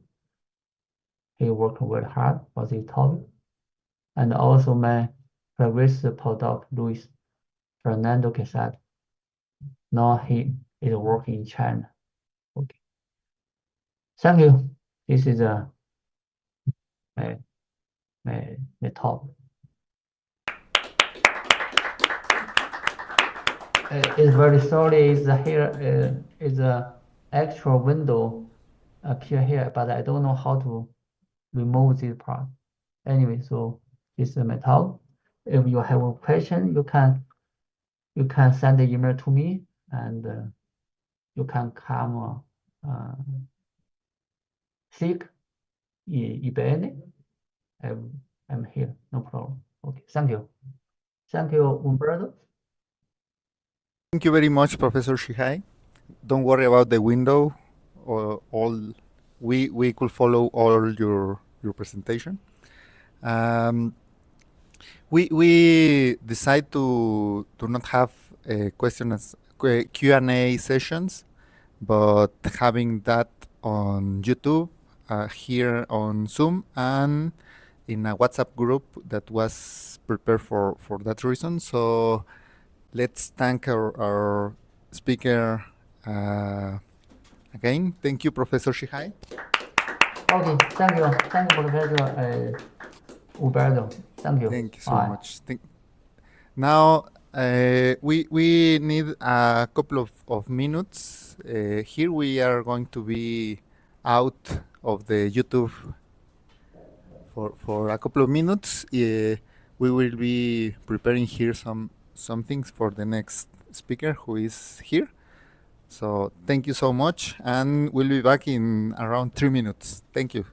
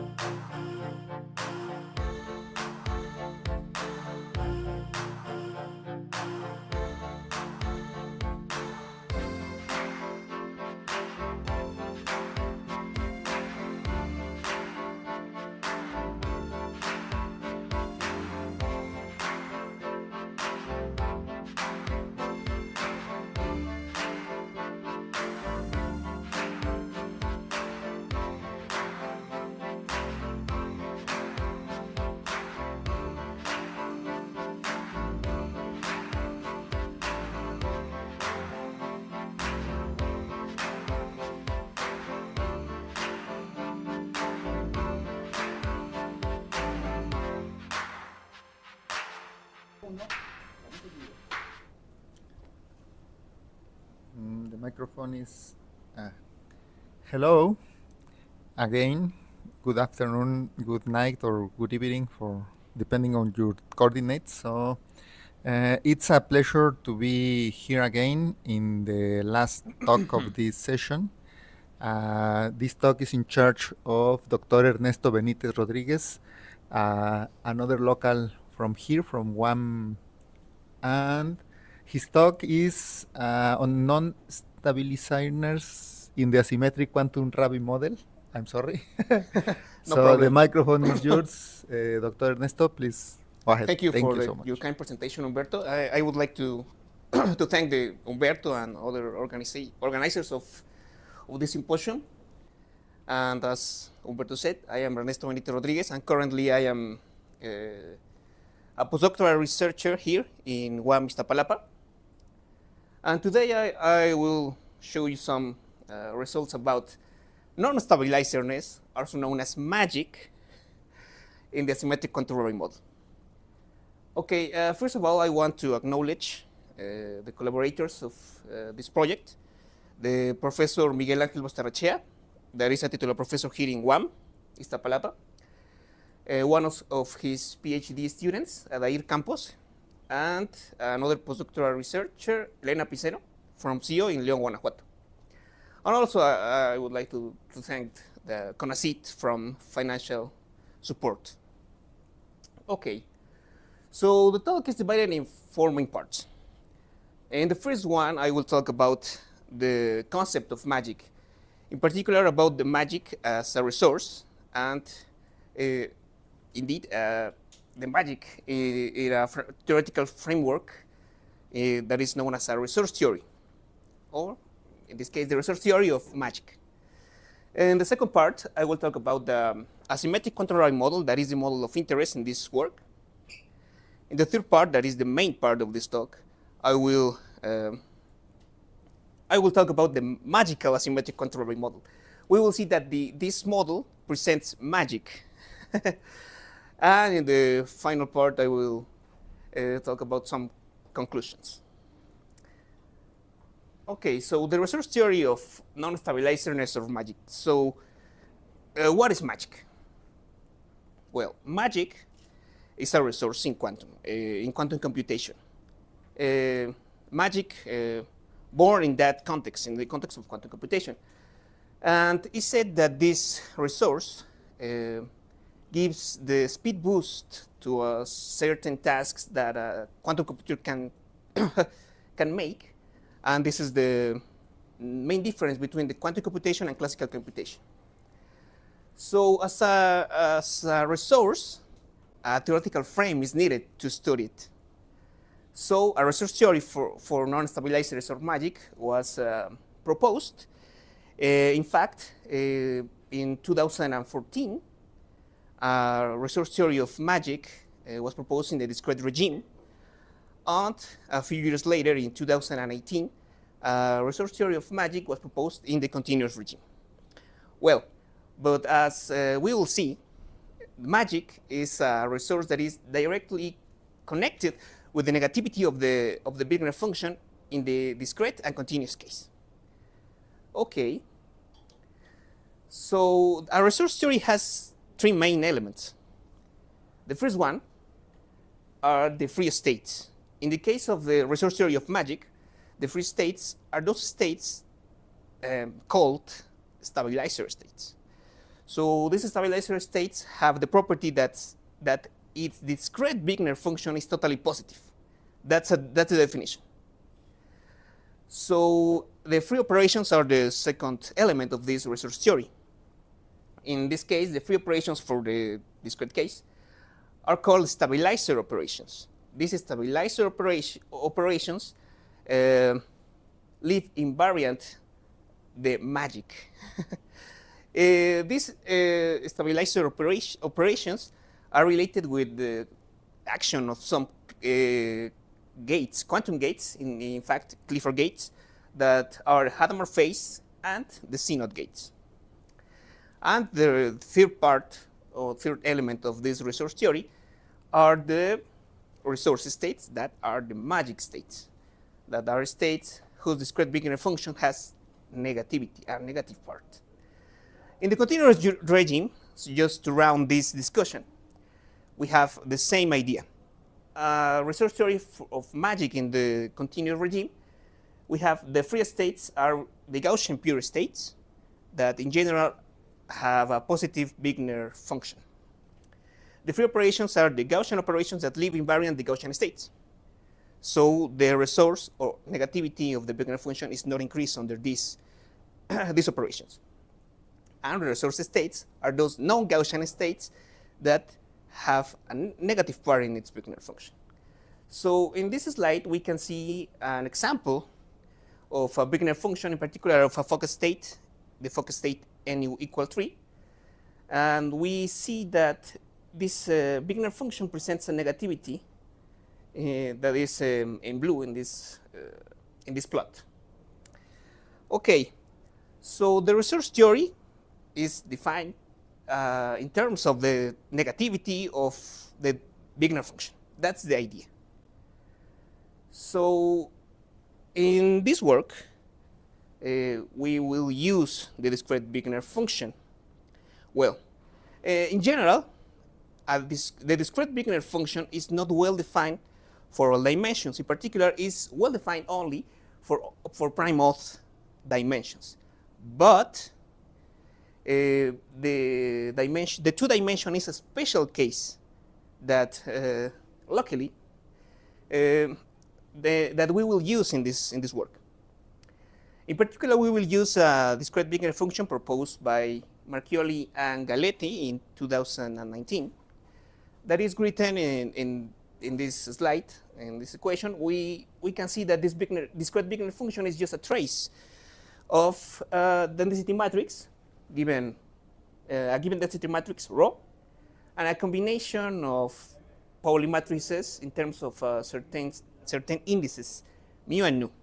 So this discrete Wigner function is somewhat like an array or a matrix. So to see an example of a discrete Wigner function of a certain state, we can take, for example, the state that I called T+++. That has this form, and we simply can apply the definition of the discrete Wigner function to this state, and we make the trace of that state with the combination of the Pauli matrices in the case of two-dimension. That is called the Wigner operator, in fact. But when we make this trace, we obtain an array or a matrix. In particular, for this state, we have a 2 times 2 matrix that has 4 elements.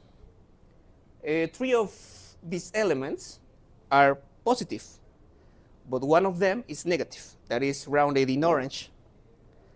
So in the discrete case, we can say that a discrete Wigner function presents negativity if at least one of its elements is negative. That's the idea. Okay, but what about the resource? We want to measure the quantity of a certain state. The quantity of the resource has a state has, and to do that, we use 2 main measures: the monotones and witnesses. So a monotone is a measure that has the following 2 essential properties. The first one is vanishing for free states. So a monotone of a free state gives 0, okay? And the second one characteristic is the monotonicity, that in this case says that the measure does not increase under free operations. So in particular, the other type of measures that are called witnesses, those don't obey the second characteristic, the monotonicity. So the witnesses are not invariant under the free operations, but in some cases are more easy to implement. So because the importance of their existence. Okay, so to quantify magic, as we are in a resource theory, theoretical frame, and as other quantum resource theories as the entanglement theory or coherence theory, the quintessential measure of a resource is the relative entropy. So this is very important because in this case we have the relative entropy of magic. That is simply defined as the minimum relative entropy between a given state rho and an stabilizer state. Okay? So in this case, we can see a more geometrical meaning of the magic states because we are taking simply the distance between a state and all the set of stabilizer states. In general, it's difficult to implement this numerically, but this idea, at least for 2-dimension, well, it's easy to see this type of geometrical meaning using the block sphere. So in particular for 2-dimension, we have 8 stabilizer states, okay? That are the points that intersect the axis and the block sphere. That in the informational basis are 0, 1, plus, minus y, and minus y. So these states, in particular, have a completely positive Wigner function. So in a geometrical way to see this, we can say that the more magic or magical states are those states that are far from all of the stabilizer states. So using that idea, we can distinguish 2 sets of most magical states in 2-dimension. The called H-type states that has this form, and the T-type states that has this form. In particular, the H-type states are the white dots in the picture, and the T-type states are the black dots. Okay?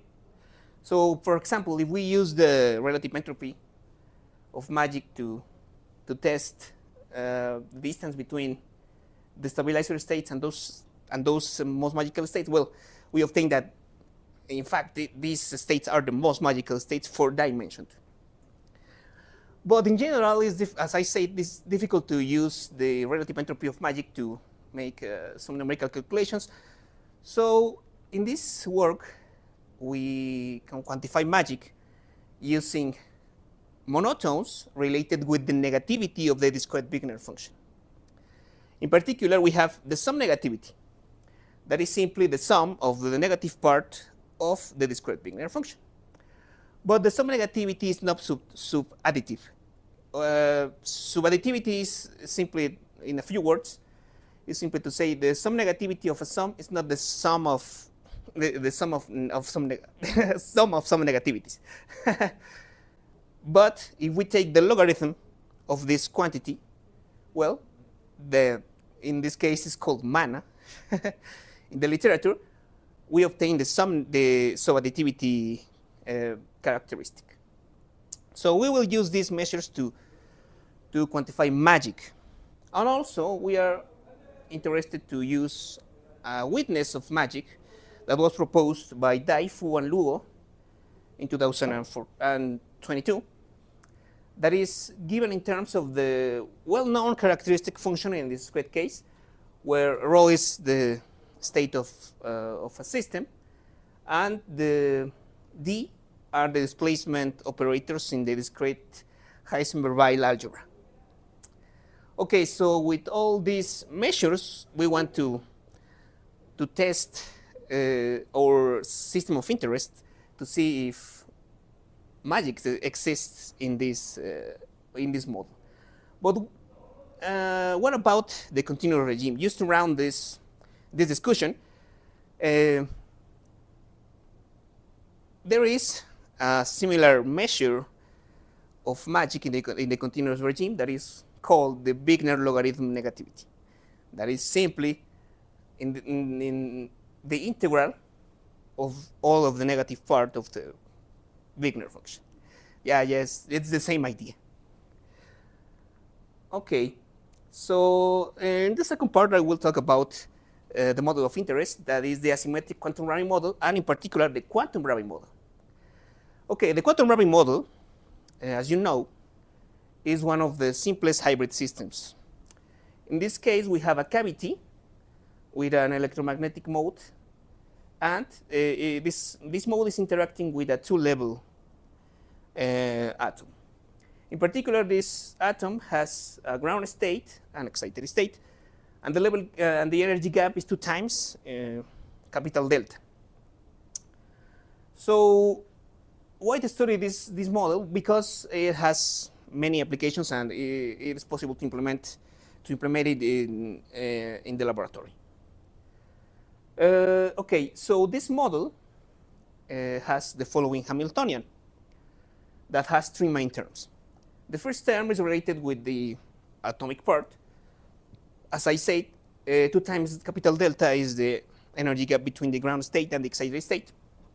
The second term is related with the electromagnetic mode in terms of the annihilation and creation operators. And omega sub 0, that is simply the frequency of the quantized light field.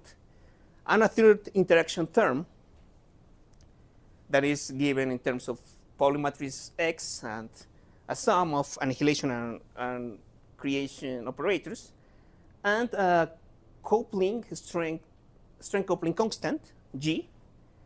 Okay, but we also are interested in a different type of quantum Rabi model, that is the asymmetric quantum Rabi model. That is simply the quantum Rabi model, but adding a term that is called a bias term. That is the second term in this equation, that is given as epsilon times sigma sub x. This bias term is related with spontaneous tunneling of the atom. And in particular, the quantum Rabi model has a parity symmetry, okay? But the asymmetric quantum Rabi model does not have this symmetry for all values of epsilon. In particular, this symmetry is recovered when epsilon over omega sub 0 is half integer. So we said that this asymmetric quantum Rabi model has some hidden symmetries to study. And one interesting thing to see is if this restoration of symmetry has a relation with magic. Okay, so as I said before, the asymmetric quantum Rabi model has the interest to study this system is because it's possible to test our study of resource of magic in this experiment, because there are many ways to implement this model in real life. Okay, that's the idea. We have superconducting qubits, waveguides, etc. Okay, so the third part and the main part of this talk is what about is to say if magic exists in the asymmetric quantum Rabi model. To do that, we solve numerically the model. In particular, we obtain the spectrum of the energy spectrum of the model, the eigenenergies and the eigenstates, and we will play with some constants of the model as capital delta, epsilon, omega sub 0, and G. And as a first approach, we will study the atomic part of the system and the bosonic part of the system. But in this talk, I will talk about only of the atomic part. Okay, so another consideration, we normalize the geometric Hamiltonian with omega sub 0. And as I said, we partially trace in particular over the light degree of freedom to obtain the state of the atom. And also we will use another informationally quantity, that is the entropy of entanglement, to see what happens with entanglement, at least in the atomic part, that is defined as this trace. And okay, so in this first batch of slides, we have the following results. In the left side, we have the measures of magic. Particularly in blue, we have mana. The EM witness is in orange, and the entropy of entanglement is in green. So we fixed G over omega sub 0, in this case to 0.5, and we see what happens if we increase the value of the bias term, epsilon over omega sub 0. In this case, we set this value to 0. And for, well, this is just an example, but we saw that for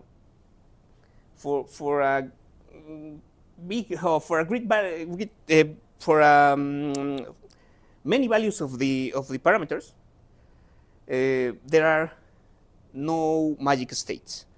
So if you remember this term, when this term, with this bias term is equal to 0, we recover the Quantum Rabi model.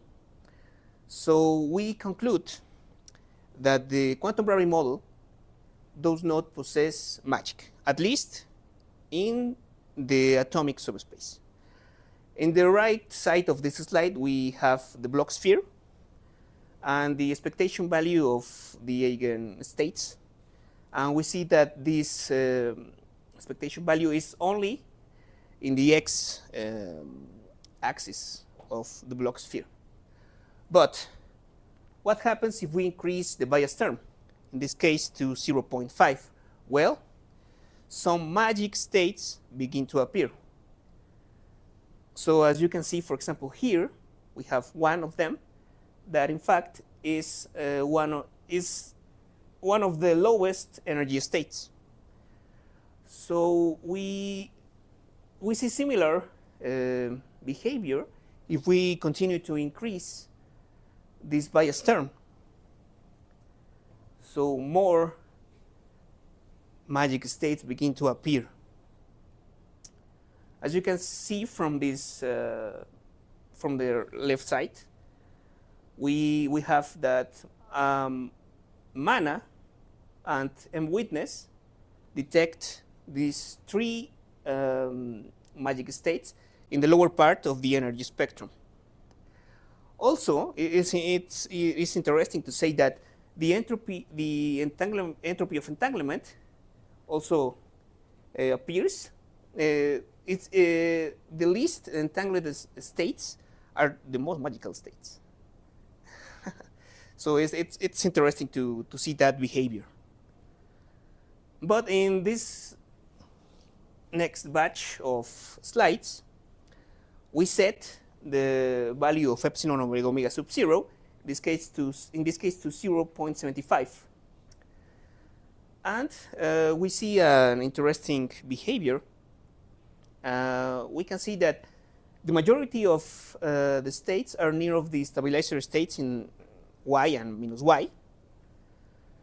And for a value of g over omega sub 0 equal to 0.25, we have many magic states in the lower part of the energy spectrum. But what happens if we increase this this value of g?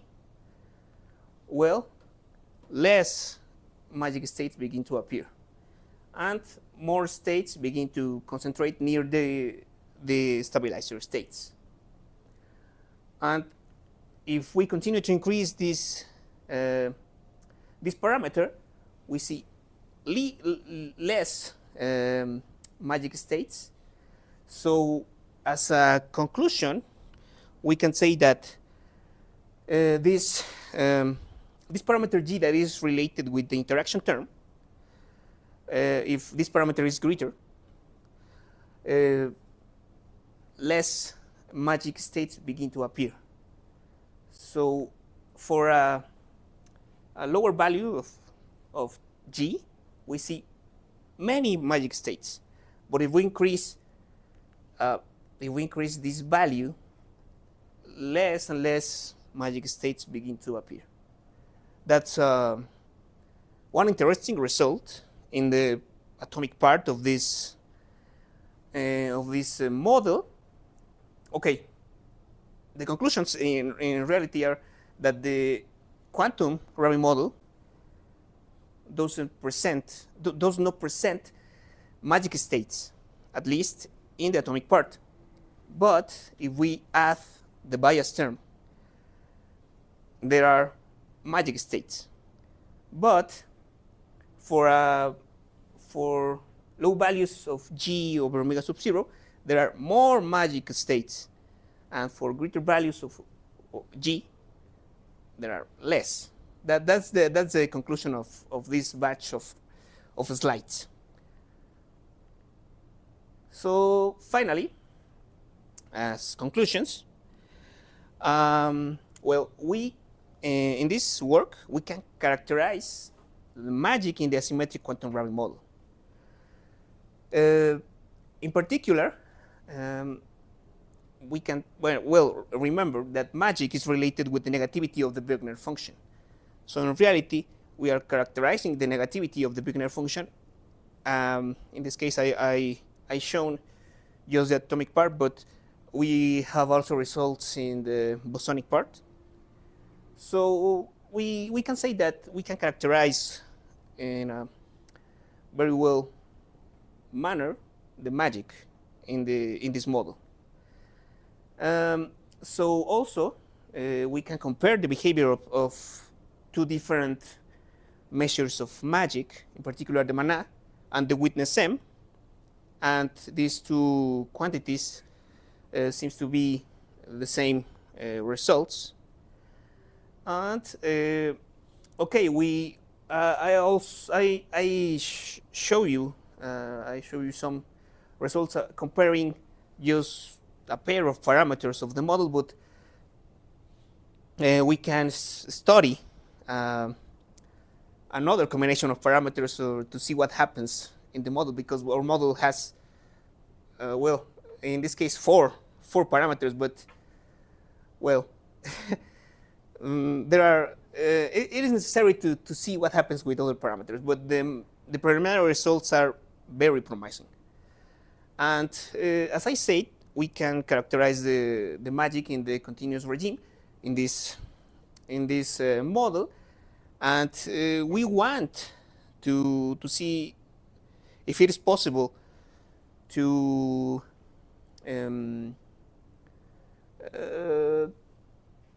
see what happens with a hybrid measure, in particular for this model. And I think that's all for my talk, and I would like to thank you for your attention. Yeah, that's all. Thank you.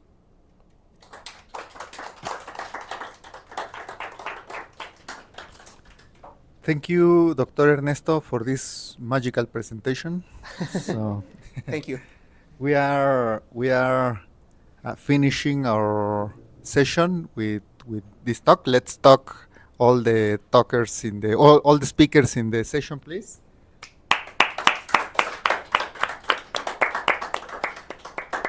Good. Now it's time for a meals break, a lunch break. Yes. So we will see you here at 4 o'clock in Mexico time. See you then. Thank you.